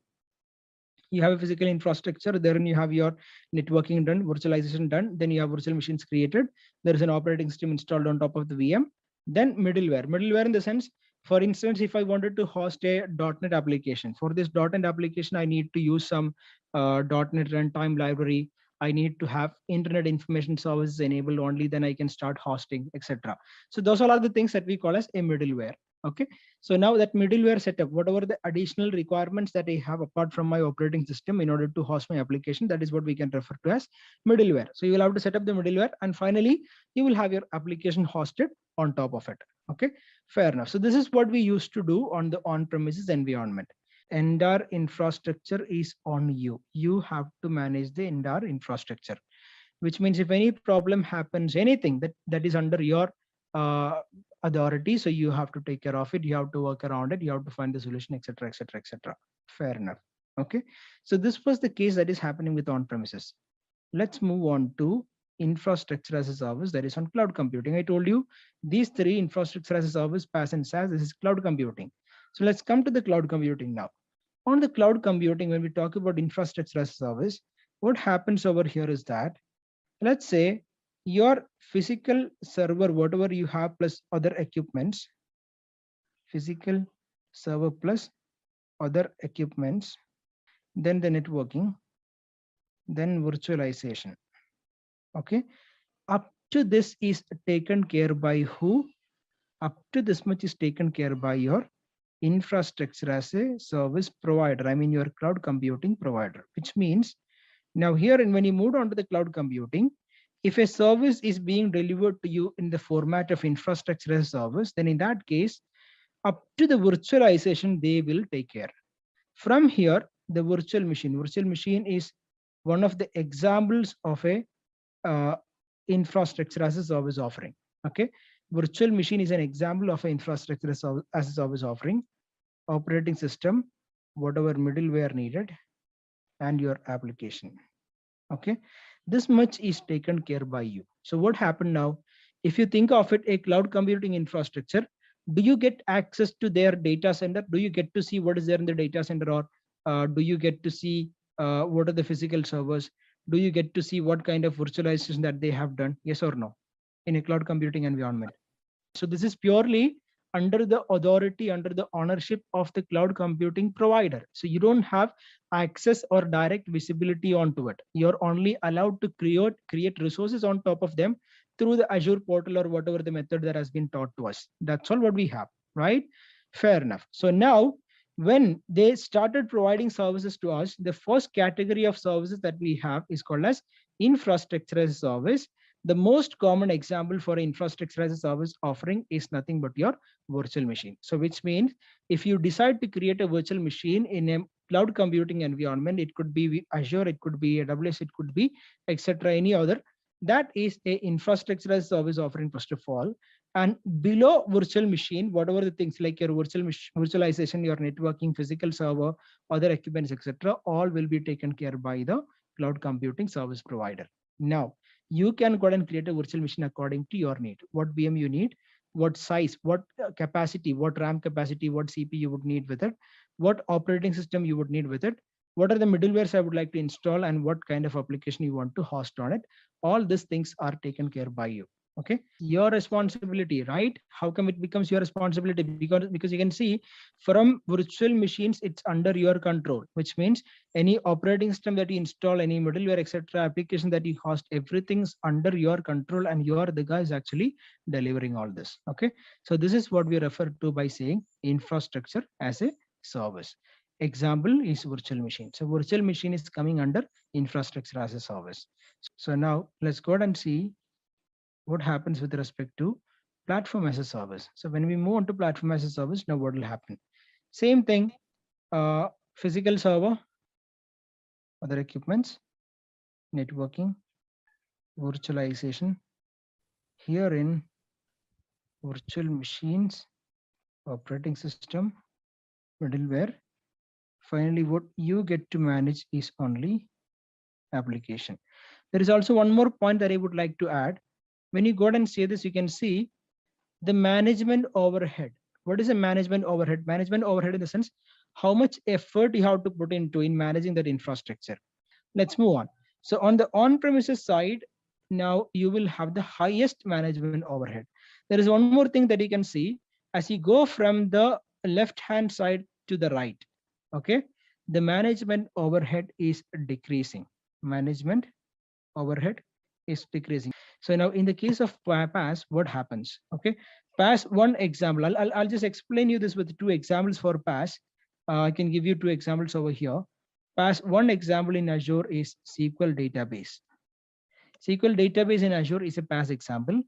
Another example is something called as app services. Okay, app services is another example for PaaS. So two examples have given a SQL database and a app services. That is an example for the PaaS in Azure. So let's try to explain with SQL. Okay, what exactly is happening on a PaaS? So let's focus on the technical side. So now therein, technically, if you think of it, so therein, now what you have here is, first of all, you need to have the infrastructure ready for you. In the sense, if it is a virtualized infrastructure, you should have the virtual machines created for you. Or if not, you will have to have a physical server dedicated for you, wherein you will go and have the operating system installed. Or if it is a virtual machine, you will have operating system installed within inside the virtual machine. Then within inside that operating system, you will go ahead and download the SQL setup or copy the SQL setup, and you will get it installed. You will go ahead and install the SQL. Once SQL is installed, within inside the SQL, you will have a instance created, and then therein you can go ahead and create a database. And now inside the database, you can populate, you can just add your tables and whatever it is. Okay. So this is typically how we set up a SQL environment for us. Now, when we move on to Azure, okay, in Azure also you can do the same thing. I mean, you can go to infrastructure as a service solution in Azure and then create a SQL there as well, right? How you can go ahead and create a VM. Inside that VM, you can have the operating system as you would like to. Then you can go ahead and go through the SQL installation process and get it completed. In which case you are getting SQL in a manner as infrastructure as a service, but there is also a PaaS offering available for you. In the sense, directly a SQL database is made available to you. Bring that to the mind again. Directly a SQL database without installing anything, without going through any of the SQL setup and all that, directly a SQL database is made available to you. How is that happening, or what exactly is happening over there? Here in this case, what Azure will do is that, first of all, their entire physical server infrastructure, other equipments, etc., networking, virtualization, all this they have taken care of. Now, whenever you say, I want a SQL database created for me, they will create a virtual machine for you in the backend. Onto that virtual machine, they will install the operating system for you. And onto that operating system, they will have SQL also deployed. SQL installation also, they will only take care of it. On top of the SQL installation, now directly you will be given in the Azure portal, you will be given access to a database. On top of the SQL, they will create a database, and onto that database, you will be given access directly. So which means you will have a login URL with which you can directly log into the database from your SQL Server Management Studio with a password, and you can populate the database according to your need. Also, they will provide you the connection strings. These connection strings can be taken and be used in the applications so that your application can write the database. Okay, these are the things that you can do with respect to a SQL database in cloud. Okay, fair enough. So let's move on to, maybe I can also explain you this another example of cloud computing, and therein I told you there is one more example for PaaS, which we called as your app services. In the case of app services, what happens is that you want to host an application. So to host an application, you will go through the same steps. Like you will have a physical server, you will have the operating system installed, or you might be having a VM, you will have the operating system installed. Then maybe there are certain middleware that you might need to have before hosting the application, like your internet information services or maybe .NET libraries that is needed. All that you will have installed. Once after all this is done, you will go ahead and deploy your application over there. Okay, for different type of application, you have to have different type of middleware. For instance, to host a .NET application, you will need to use something like, let's say, your .NET libraries are needed, Internet Information Services is needed. But whereas if you would like to host a PHP application, then you would need, let's say, a PHP for Apache server, a Linux operating system and an Apache server you would need, etc. Such differences would be there, right? Fair enough. So now that is what you have with respect to setting up an application. So now when you move on to the cloud, when you move on to platform as a service, what happens over here is that Azure cloud computing provider, or Azure cloud computing service provider, or Azure, they will provide you directly a runtime. What is a runtime?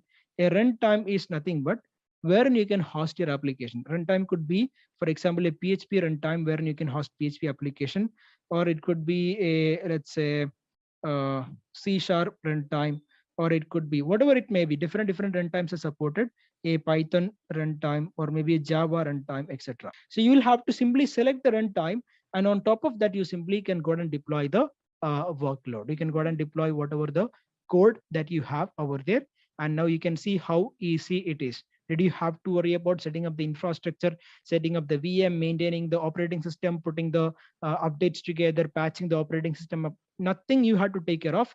You only had to worry about the code that you have. You can completely focus purely on your development side. You can focus. You can just go ahead and deploy your code right away over here into infrastructure, sorry, into platform as a service. Moving on. So now let's finally go to SaaS. Okay, what happens in the case of SaaS is, this is simple. So you can see your everything, like for example, the same physical server, okay, the networking, virtualization, virtual machines, middleware, operating system, including your application. Everything is maintained by the cloud computing service provider. Okay, SaaS is like a pre-cooked software, sorry, pre-cooked meal. Okay, SaaS is like a pre-cooked meal. You are ready to consume it. You can just go ahead and eat it. So that is what we call as a SaaS. Okay, let's try to understand this with an example.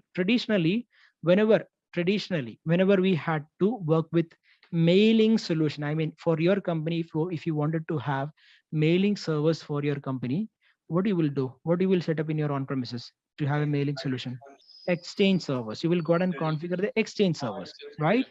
So now for this exchange server, when you set up, you can go ahead and you will have all the requirements met by you. I mean, including all the networking infrastructure, the physical servers, if it is VM, the VM operating system, then on top of that, the exchange setup, installation, configuration, everything is taken care by you.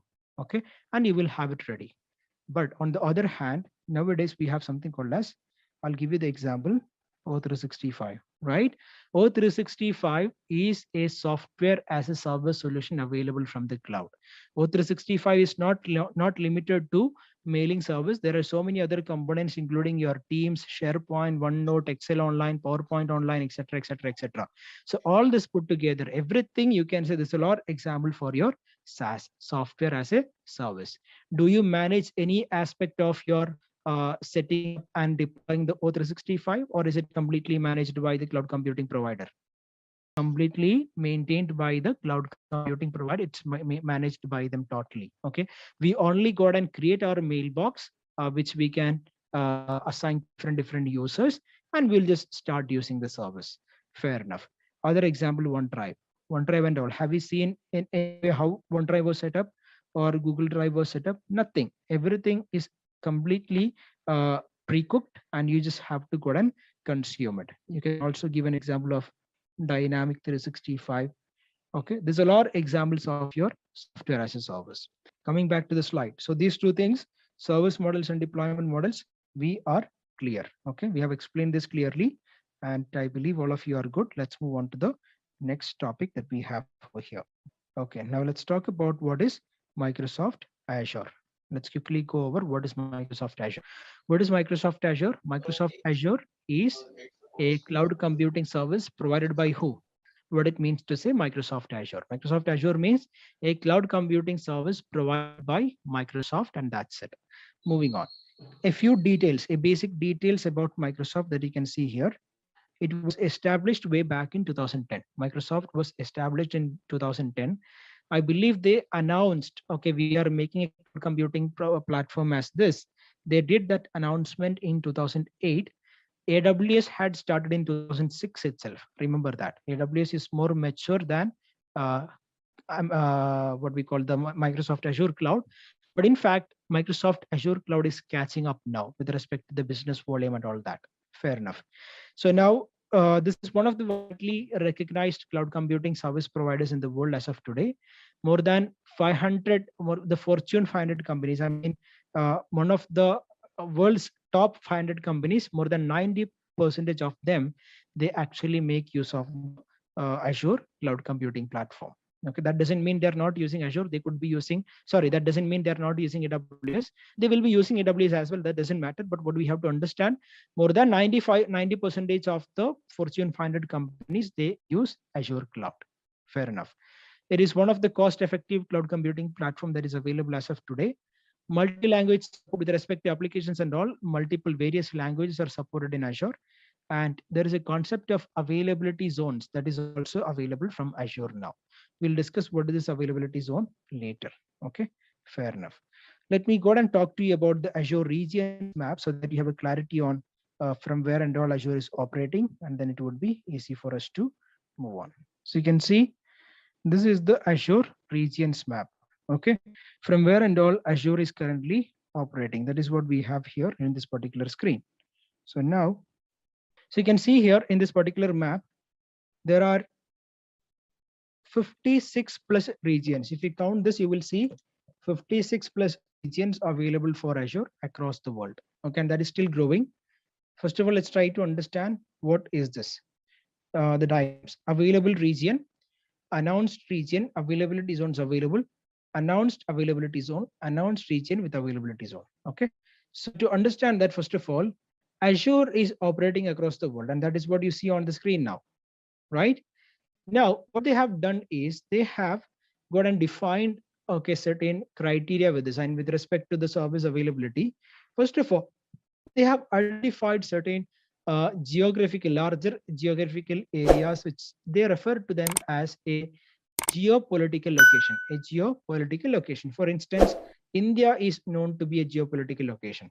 Okay, the same way, any other continent, or based on what is the political scenario that is there, which geographically where it is located, based on that they will have different geopolitical areas assigned. So India is one geopolitical area, and maybe this Asia part, this is one geopolitical area, Australia another one, and Middle East another one, Europe, South Africa, South America, and North America. There's a lot of different geopolitical areas that they have.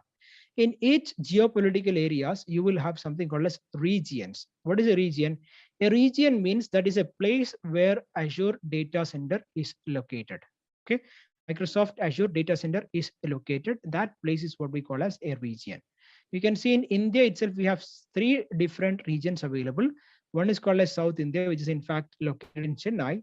One is in Central India, which is located in fact in Pune, and one is located in West India, which is located in Mumbai.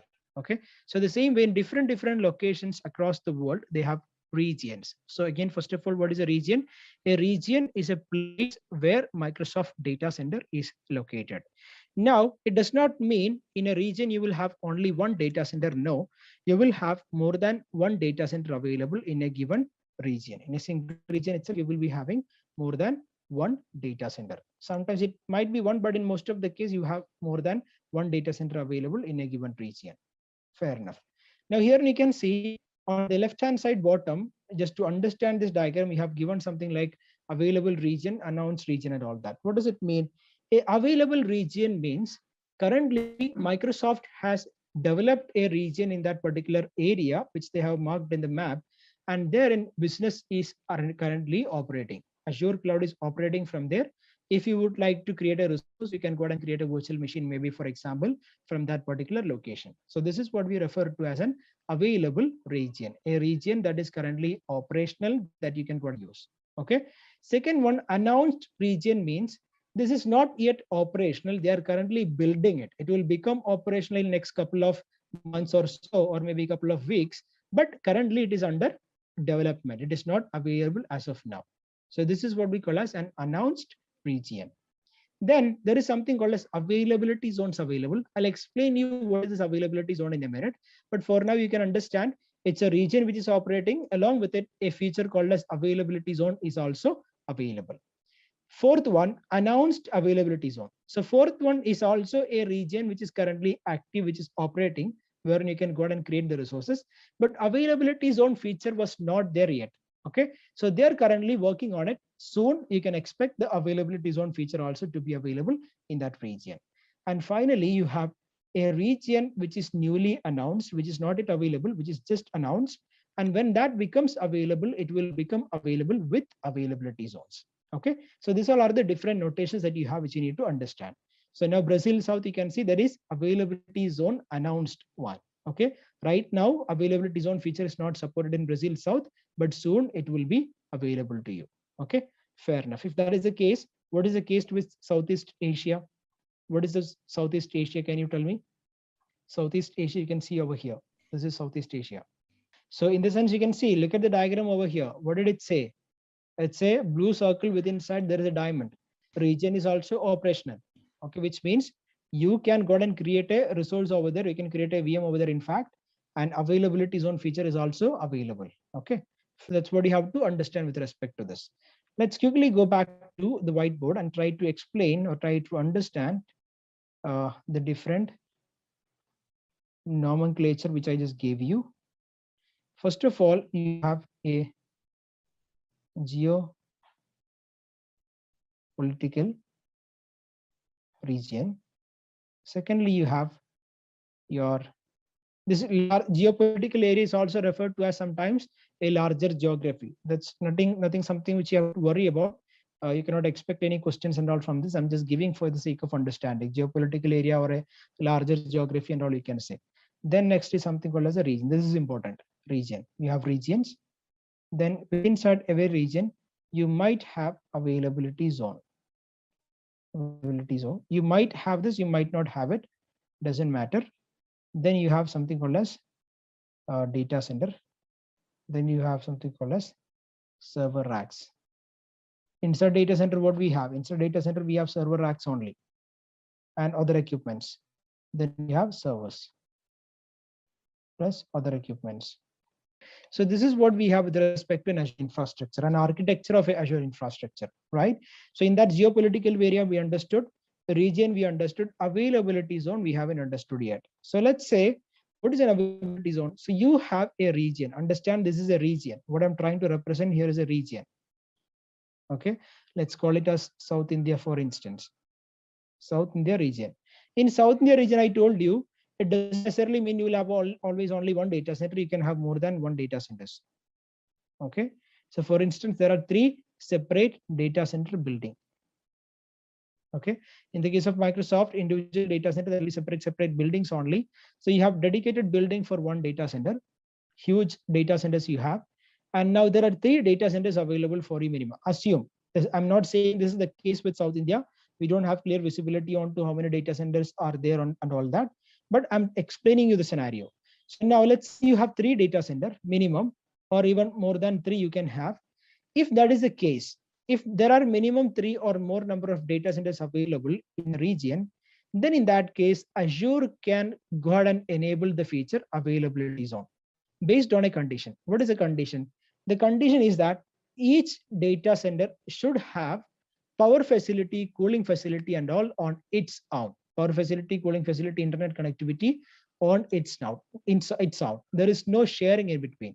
So this guy will have its own unique power supply, unique internet connectivity, unique cooling facility. Same goes over here and same goes over here. Nothing is being shared between them. Okay, so this is the property. So if it is deployed in this manner, then we can say Azure can go ahead and enable them as different availability zone, in which case the first data center you will call him as AV zone 1. Second data center you will call it as zone 2.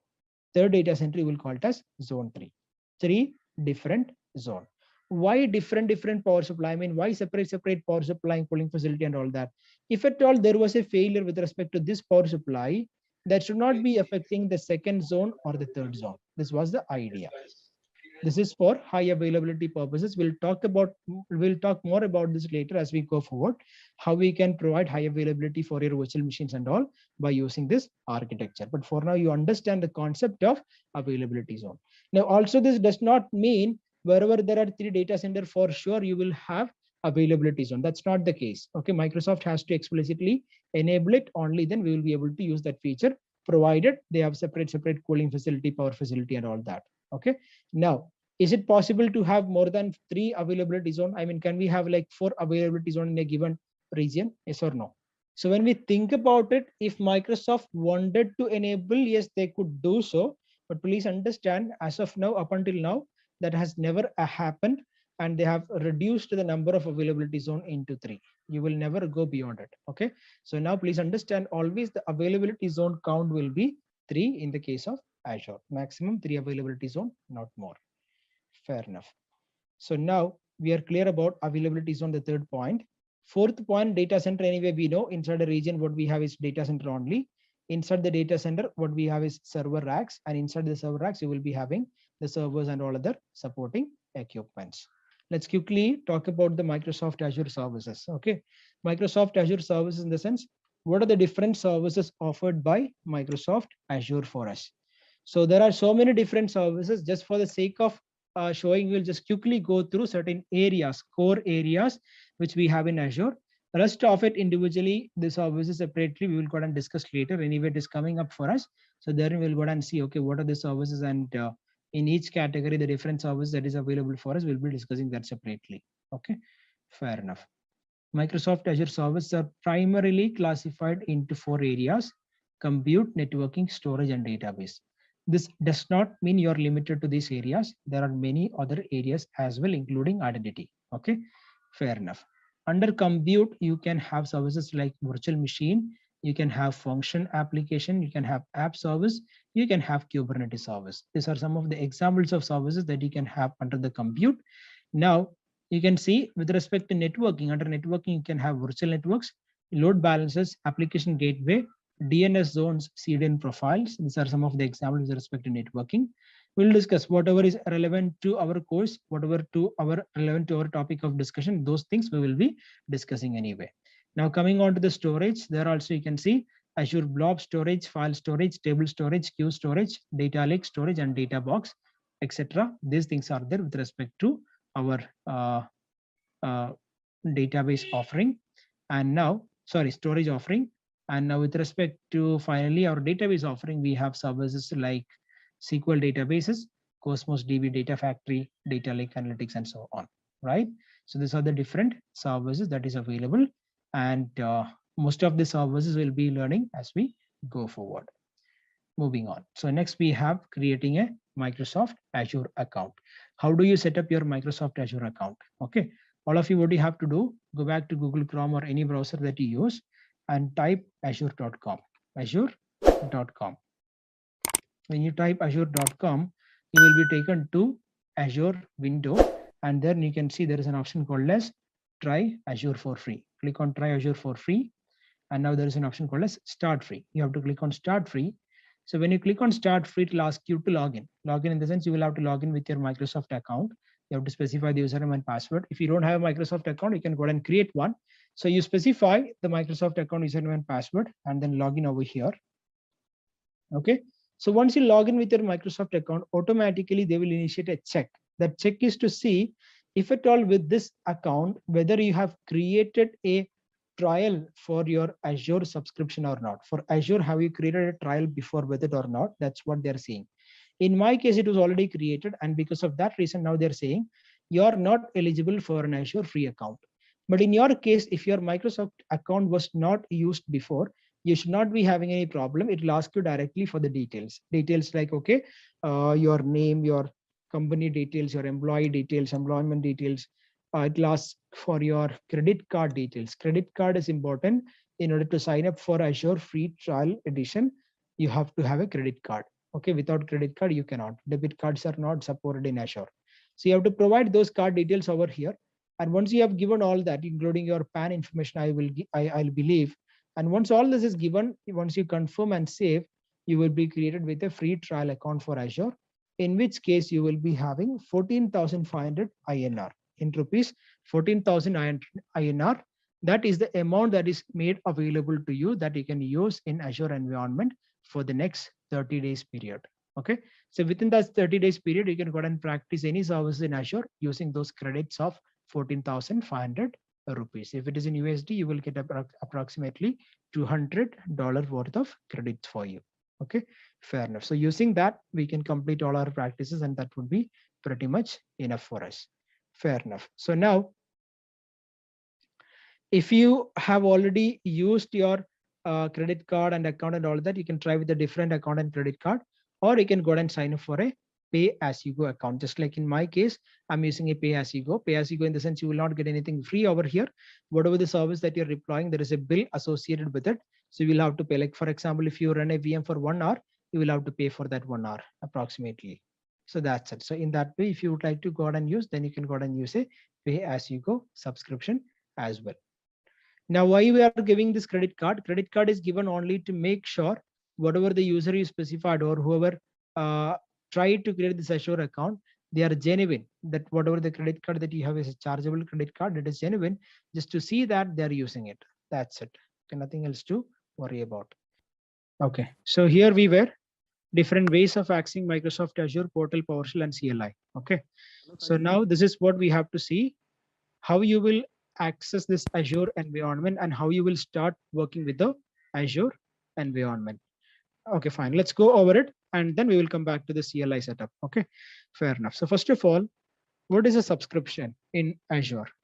Subscription means what? Subscription we all know because we have been using different subscriptions now with different services. For instance, those people who are using Amazon, there is something called as Amazon Prime, or there is something called as Netflix. So for Netflix, Amazon Prime and all, you might be having yearly or monthly subscription for which you have to pay certain amount and you will be getting it. I mean, a billing agreement between yourself and the service provider. So basically that is what a subscription means end of the day, right? Only a proof or something which like, okay, you have paid them certain amount and that is when you get a subscription. It's the same way in Azure also, whenever you are using Azure cloud services, we have to have a billing agreement with Microsoft. Okay, so for understanding, you can say subscription is a billing agreement, a active billing agreement between yourself and the service provider. In our case, who's the service provider? The service provider is none but the Azure cloud. So in Azure cloud, if you would like to create any resource if you would like to create, there are a couple of things that is needed. First of all, the very first thing, you need an account. Okay, the very first thing, you need an account. What account? It could be a Microsoft account. Just a quick info guys, if you want to make a career in cloud computing, then Intellipaat provides an advanced certification on cloud and DevOps by IIT Madras. This course is taught by industry experts and IIT Madras faculty. This course is designed to upskill and land your dream job. Now let's continue with the session. Or it could be a O365 account, O365 enterprise account, anything. So once you have this particular account, with that you will do a sign up onto what? You will do a sign up onto Azure. Okay, so now once you have signed up with this account onto Azure, now you are good to start with the Azure account now. I mean, Azure usage. So you got an account. Once you have completed the sign up process, you have created an account in Azure. Once you have created an account in Azure, next thing that you need is a billing agreement. Okay, next thing that you need is a billing agreement. So what is the first thing? You need an account. Second thing, you need to sign up with that account to Azure. Third thing, you need a billing agreement with Azure.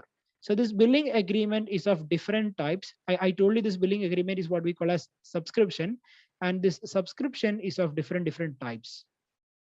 Okay, they are of different types. First of all, you have something called as free subscription. Free subscription, or we also call it as free trial. Then there is a pay subscription, a pay as you go, which we call as a pay subscription, a pay as you go subscription. There are student subscriptions dedicated for students. Then there are your Microsoft Visual Studio subscriptions, Visual Studio developer subscription, etc., etc., etc. So many different types of subscriptions are available. Okay, out of which what I told you to sign up is for this. When you sign up for a free trial, you are getting a free trial subscription for you, which is actually a billing agreement. But within inside this free trial, they will give you 14,500 rupees INR. 14,500 rupees INR free trial will be given for you in this environment. Okay, 14,500 rupees INR, free trial. Now, or it would be $200 in USD. It will be $200. So this is what you're gonna get over here now. Fair enough. So now this amount can be used by you, and then you can, with this particular amount, you can just try out all the services. So what we understood here, for us to work with Azure, you will need first of all an account. From that account, you have to do a sign up for Azure. Then you will have a billing agreement created with Azure, which we call as a subscription. It could be a free trial subscription, or it could be a pay as you go, or a student subscription, or any other different type of subscription that is supported. Okay, fair enough. Now you could see I created an account here. I signed up for Azure. Then I created one billing agreement. Is it possible for me to have more than one billing agreement? I mean, can I have multiple subscription associated with Azure? Absolutely yes. I cannot have only one subscription, but I can have more also. As per my need, I can have subscription 2, subscriptions 3, etc. More and more subscription can be created according to my needs. Okay, where and when we will use the subscription, we'll explain later. Fair enough. Now, one more thing to add on, there is something called as resource group. I'll just give a quick explanation to resource group right now. Resource group. What is a resource group? A resource group is not a resource. First of all, please understand, there is nothing physical to represent this resource group in the backend data center. I mean, when I say, okay, I went out and created a resource group in Azure, that does not mean there was some compute allocation or CPU allocation or storage allocation and all was given from me from the backend. No, a resource group is only a symbol, a logical grouping. That's all, just a logical grouping. For instance, let's say you have created some VM in Azure, you have created some storage account in Azure, you have created some app servers in Azure. So all this you have to hold together, and you have to put them into one bucket. It's acting like, see, normally when you keep things in your shelf, how you will do the things, certain things you will sort out and put it on one rack, and certain other things you will put it on another rack with inside your shelves, right? So the same way, whatever you would like to group together, you can put it onto one resource group. Just to make this more understandable, let me give you one example. You're working with one of your clients project. The client's name is client A. So this client A, they have requested for you to host their website. So when you host their website, for this website hosting, you need VMs, for instance, you need app services and a couple of other things. Okay. And what you will do is you will create a resource group called as client A. For client A, you will create a resource group called as client A RG.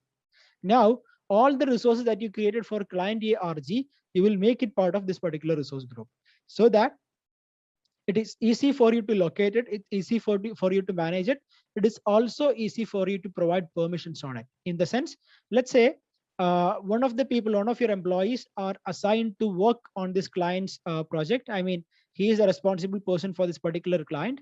So now you as an administrator, you have to give him permission to make changes on the resources which is inside this resource group. In which case, you can do that at the resource group level.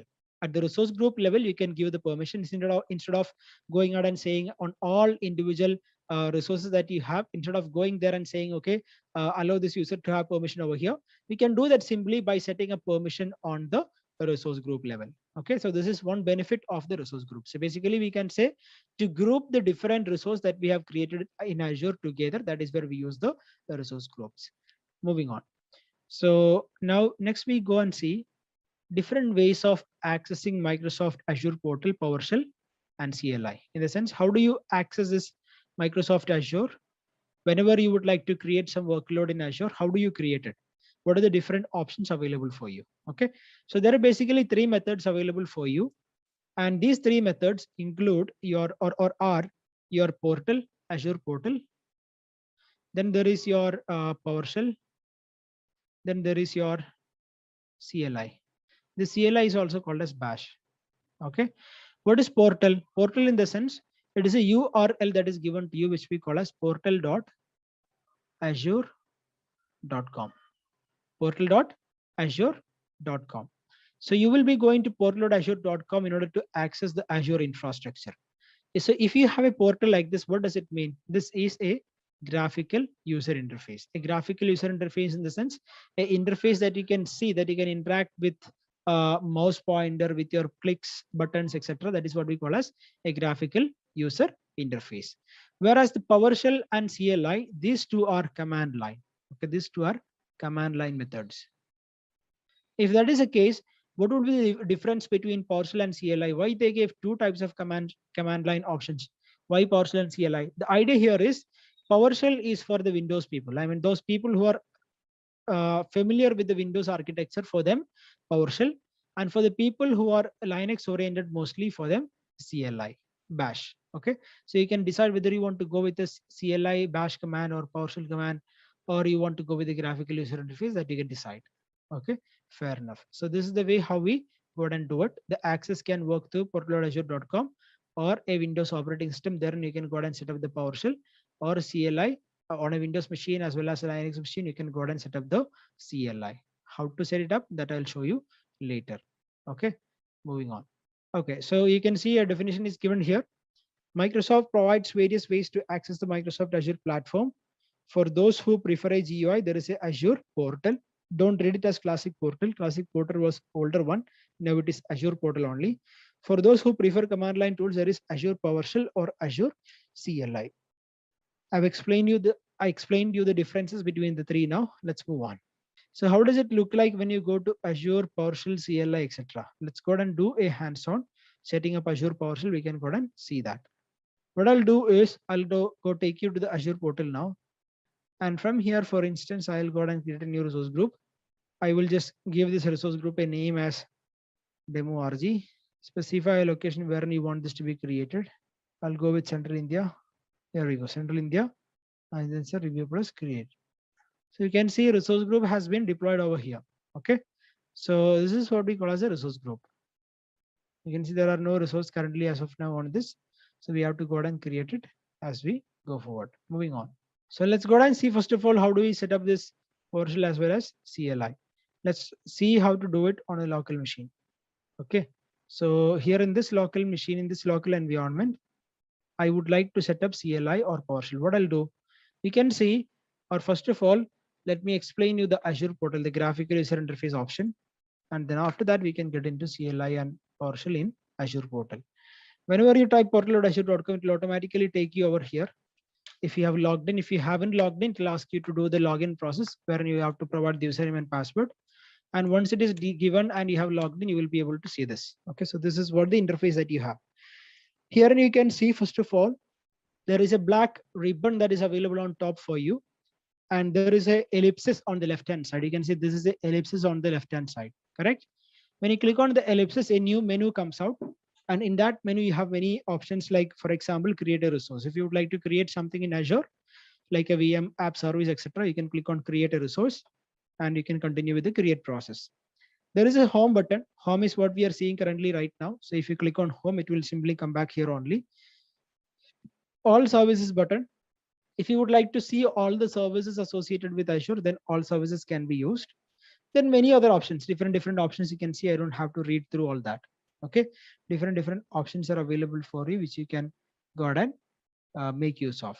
Self-explanatory. Okay, some of that anyway we'll learn as we go forward.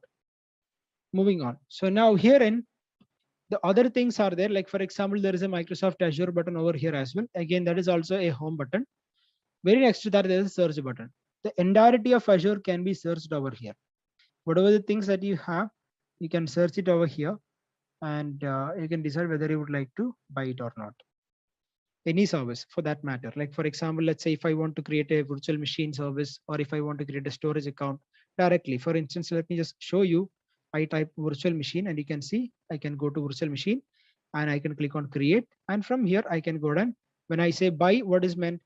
That is to say that, okay, the virtual machine has to be taken from the marketplace. We'll talk about that more later. Fair enough. So that is search bar. Also, any created resource, anything that you would like to create newly, etc., all that can be searched over here and you can figure it out. Now, next to this button, we will come back to that. Then there is a directory plus subscriptions button. Okay. So this button is something like, this will be removed shortly. Right now it is there, but in next couple of months, this button will go from here. And whatever the functionality is there for this button will be incorporated into this guy. Okay. So this button is going inside this guy. That you can see already. If you click on this, you can see you are being taken to the settings page, portal settings page. So the portal settings page now include, I told you that option which was seeing over here, the directory plus subscription. You can see that here, directory plus subscription. So what does it mean? Directory plus subscription means it is actually it has actually signed you into a directory and also a subscription. So whatever the subscription that you have, that you're working currently, whenever you have multiple subscription, you will be working only with one subscription at a given moment, right? So which subscription you want to work with, that is what we have specified by selecting the appropriate subscription over here. Where we have selected, you can see default subscription filter, you can go ahead and select it. Anyway, if you were to select other two subscriptions as well, then everything will show up in the Azure portal. But while you create the resource, create for example a VM or a storage account, you can specify any one of the subscription from the total 3 that is available, and you can go ahead and complete the create process. That would be it. Anyway, moving on. So then very next to this subscriptions and directory button, you can see there is a bell icon which says, which will collect any notification that is triggered from here. For instance, any VM that you have created, for that VM you clicked on a stop delegate or you clicked on a start, etc. All these operations will generate a notification over here. Okay, fair enough. Then there is your settings page, wherein if you would like to go and again change the directory option is come here. Apart from that, appearance and startup views, if you go, you can see there are like some options which you would like to change. I mean, in case if you would like to, the layout of the menu, etc., that if you would like to, you can go ahead and change it from here. Then finally, there is, okay, help and support is done. And there is a feedback button to Microsoft. And finally, you can see the account details about yourself, whatever the account details that you have, that you can see from here. Coming back to the Cloud Shell option. So when you click on the Cloud Shell option, now there are a couple of interesting things happening. First of all, please understand what is the duty of this Cloud Shell. I told you in the whiteboard, this PowerShell and CLI Bash both are for respective operating system. I mean, PowerShell is for Windows operating system, CLI Bash is for Unix operating system. Okay, so which means now whenever you would like to set up this what we call Azure CLI, what happens is that Azure CLI will give you option to choose between your Windows as well as Linux. So basically what Azure CLI is doing, it will giving you a command prompt option. Sorry, yes, a command prompt option within inside the Azure cloud computing environment itself. So which means when you click on the Cloud Shell button, you will be able to execute PowerShell command or CLI commands directly on the Azure environment itself. You don't have to come down to your on-premises environment in order to execute any commands as such. Okay. Or on alternate, what you can do, if you are more comfortable with your local machine, then you can go and set up PowerShell in your local machine or Bash in your local machine. Anything can be done. Let's move on. So now we have to go and set up Azure PowerShell or CLI, whatever it may be. So to set up Azure PowerShell and CLI, what I'm going to do here. So graphical user interface UI portal.azure.com you have already seen. So now let's first of all do one thing. I will go and set up this PowerShell and CLI within inside my cloud computing environment. I mean, within inside my Azure portal itself. I told you this option that you can see over here, the Cloud Shell, gives you an option to execute your PowerShell or CLI command within inside the Azure portal environment itself. That is the idea over here. Okay, what exactly CLI can do? A CLI can go and allow you to execute PowerShell or CLI command within inside the Azure portal environment. So this is the idea that we have. Okay, fair enough. So now to set it up, I mean, initially when you click on the Cloud Shell, by default it's not started. So to set it up, what you have to do is you have to mount a storage. Why they are saying, okay, you have to mount a storage? Think of it. When you start CMD on your local machine, okay, did the CMD start on a path? Yes, uses home directory. Great. So understanding here is that when we started a command prompt, it started on a path. Okay, the same if you were to start PowerShell, even PowerShell also will start on a path. So does that apply for our Cloud Shell on the Azure portal? It should, isn't it? Right? Yeah. When we start the PowerShell or CLI or whatever it is on the cloud environment, I mean within inside portal.azure.com, there also it needs to start from a path. Okay, so that is what exactly here it is asking you.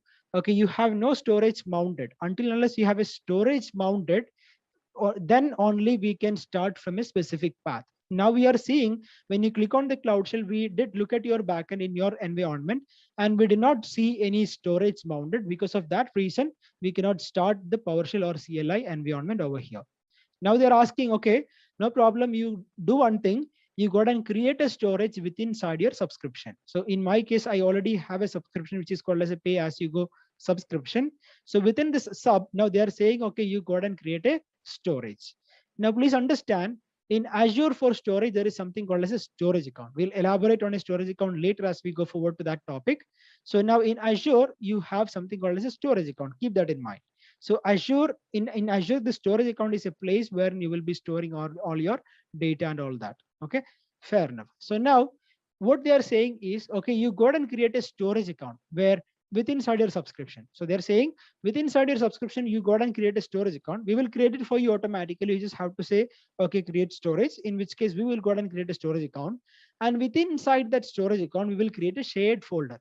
We will create a shared folder. It is possible in Azure cloud for you to create a shared folder. Okay, there is something called as a file share service inside storage account. So once you have created that, you will be having a shared folder within inside the cloud computing environment. So such a shared folder, that's all what our PowerShell or CLI on Cloud Shell requires. Okay, so I'll just go ahead and specify, okay, yes, please go ahead and create a storage. Inside my pay-as-you-go account, please, I would say, okay, please go ahead and create a storage. Obviously, you will have, right? Why I will have? Because in the backend, you can see now from the Azure infrastructure, I have started utilizing some capacity. So when I access this storage path from my Cloud Shell environment, there would be some transaction happening onto the storage, backend storage, which means there will be charge associated with me. Fair enough. Storage creation failed. The access token expiry UTC time is earlier than current UTC time. Expired authentication token message, the access token expiry UTC time 928 is earlier. So I'll just go ahead and try to create it again. I'll click on the Cloud Shell. I'm going to say, okay, under pay as you go subscription, you go ahead and create a storage. Let's wait for it to get completed. So you can see now it has been created. Okay, it has been created. Okay, so you can see now, once I have created this, you can see that, okay, there is a bash window that is open for me. A bash window has been opened for me. So you can see I can also switch from bash to PowerShell. Okay, a storage account was created and that storage got mounted now. And from there, now we have either a bash, which is also called as a CLI window, or PowerShell. You could choose between the two. Okay, I'll go to the PowerShell. Let's switch to PowerShell and say confirm. So once I go to PowerShell, okay, you can see it is, you can see it has logged in. And now herein, I can start executing my PowerShell commands. Okay, whatever the PowerShell relevant commands I do have, I can go and execute from here.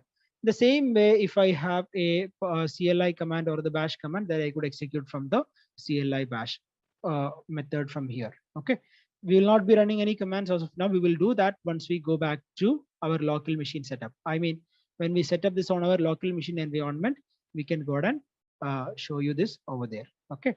So now basically what we want to do here is that you have to set up your local PowerShell environment to use with your Azure environment. So how do you set up your local PowerShell environment to use with Azure? So you can see, first of all, in Azure, for you to recognize, there are two things in Azure. Command line modes are two.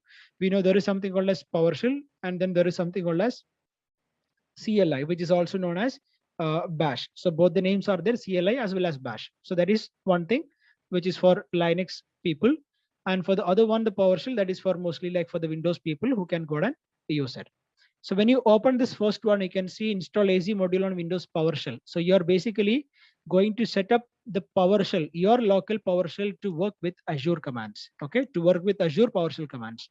So what do you do here is that for any thing like this, for any extra dependability, or let's say for any extra commands to work with respect to your local PowerShell environment, first of all, you have to install appropriate modules on your local PowerShell environment. So which means now for Azure commands, there are dedicated modules for Azure, and that module name, that is what you can see over here, AZ. Okay, so there is a module called as AZ, which has to be installed on your local PowerShell environment, after which you can go ahead and execute the PowerShell command on your local machine, right? Once you do install -module -name AZ, that is when you will be able to use your PowerShell environment with your Azure specific commands. But before you do that, scroll down And on 42nd line, there is a command $ps version table, $ps version table.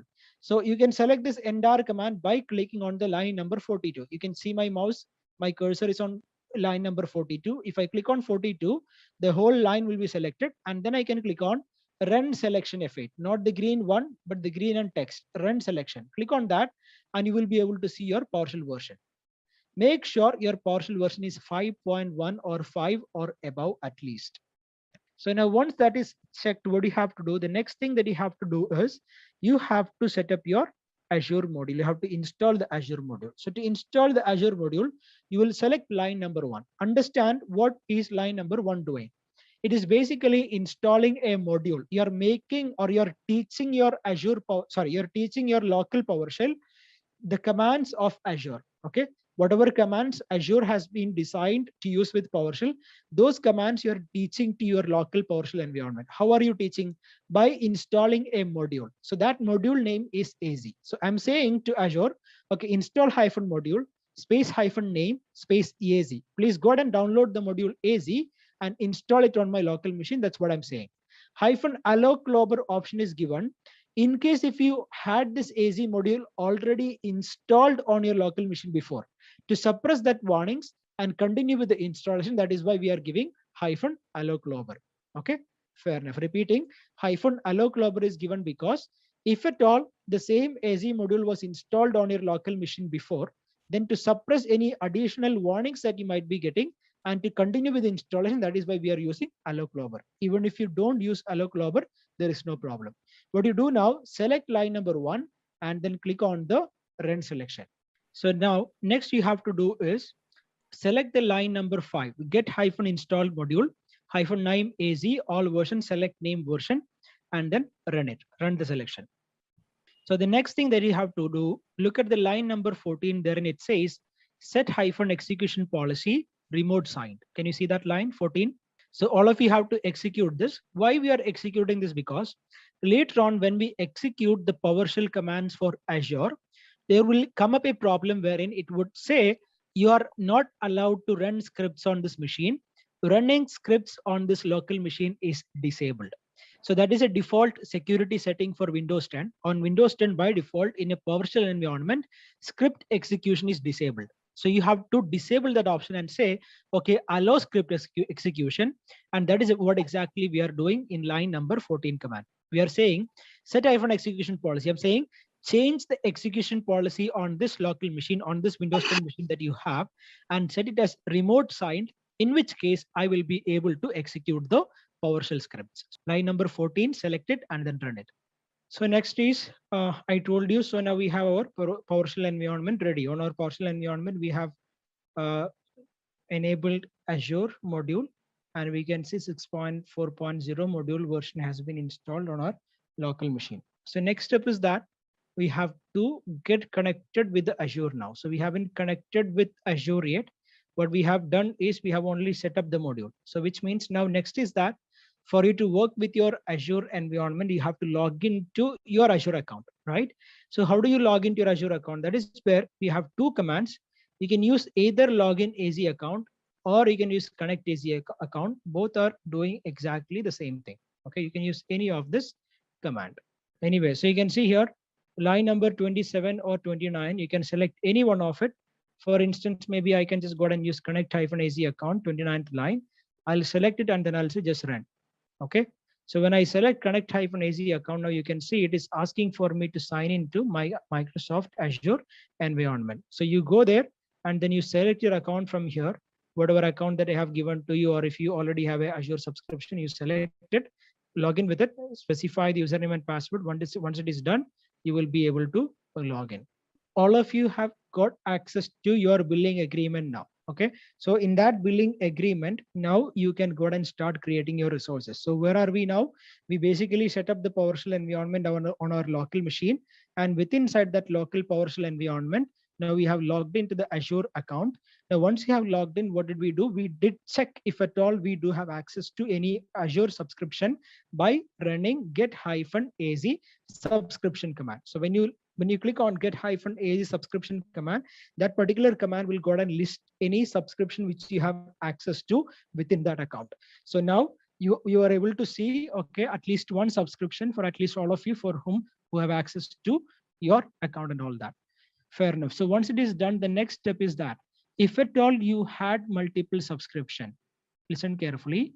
If at all you had multiple subscription, then in that case, you will need to specify a context. What is a context? A context in the sense you have to specify to Azure, okay, I have total to PowerShell, okay, I have total 3 subscriptions available. So out of which any comments I'm going to execute next, any comments on PowerShell I'm going to execute next, all this I'm running in the context of this particular subscription. If it is free trial, on the context of free trial subscription, I have to specify. In the sense, you are saying whatever resource deployment, modification, etc. I'm doing next on PowerShell, all that should happen onto a subscription that I have specified with inside the context. So if you look at below, when there was listing your subscription like free trial and all in your case, you would have seen there is something called as a subscription ID. So you can copy that subscription ID and put it over here in this environment. And then once after that, you can say set -az context -subscription and the subscription ID, you can see that. Okay. So if you run this particular selection, now then what happens? Okay. Your subscription goes to, or your context goes to that particular subscription which you have selected over there. Let me see. Let me show you that. So in my case, I'm going to specify my context on to pay as you go. I'll just copy this. I'll put it over here. Okay, I'll just copy this. I'll put it over here, Control V, and then I'll run this command. And now you can see context has been set. We are good. You can see that. So next is that I can go ahead and create a resource group, a sample resource group I can create. Resource group, what is that? I told you resource group is nothing but a logical grouping of the resources, project based and all. You can create different resource groups. So what you will do, new -az resource group -name, a name for the resource group, -location South India, in which region the resource group will be created. Those things you can specify. So click on 36 number line. And then if all of you try to create test RG3, because all of you might be using same subscription, to whomever I have given access, all of you will be using same subscription. So if all of you were to try to use the same name, that would give you conflict. So use something like underscore or hyphen your name. Okay. Or first 2 letters of your name, something like that. In which case it should be fine. Okay. Use something like that. And then you can try to create a sample resource group. So here we go. Let's come back to the Azure portal. So now you would have created a resource group. And once you have created the resource group, we can also just make sure to remove it. Yes, a couple of you have tried it. Okay. So now once you have done it, what you can do, you can go ahead and remove it as well. To remove that, you say remove -az resource group -name, specify the name of the resource group that you have created. So in my case, I created test RG3, and then I'll just say force, in which case that will be deleted. Okay, force, which is not mandatory. If you would like to, you can give. Force will suppress any warnings, but if you just give remove -az resource group name test RG3, it might say, okay, would you like to remove? But in this case, I'm saying, okay, force it. That's all, which will suppress any warning, and you can see true. And if I was to come back to the Azure portal and refresh now, you can see in a short while test RG3 would be gone. If not, I can just refresh this window over here, and that would be it. Okay, in a short while, you will be able to see that going. Browser takes a little bit of time to get refreshed. And maybe after a while, if you were to check it back, you will be able to see that, okay, it is gone now. Anyway, so that's all about it, setting up your Azure PowerShell environment on your local machine. Now there is an assignment for you. I told you to open one more file. I mean, to download one more file. That was nothing but your AZ command file. Let me just see. Where did I keep that in my case? Intellipaat scripts and JSONs. Maybe I got it by all files and easy commands, right? So these commands. So now these all are your CLI. I mean, when you using bash for bash environment, that is where you would need this kind of commands: AZ login, AZ account list, AZ account set, subscription, AZ group create, etc. Okay, so that's all about it. Let's call it today. Thank you so much for joining. Just a quick info, guys. If you want to make a career in cloud computing, then Intellipaat provides an advanced certification on cloud and DevOps by IIT Madras. This course is taught by industry experts and IIT Madras faculty. This course is designed to upskill and land your dream job.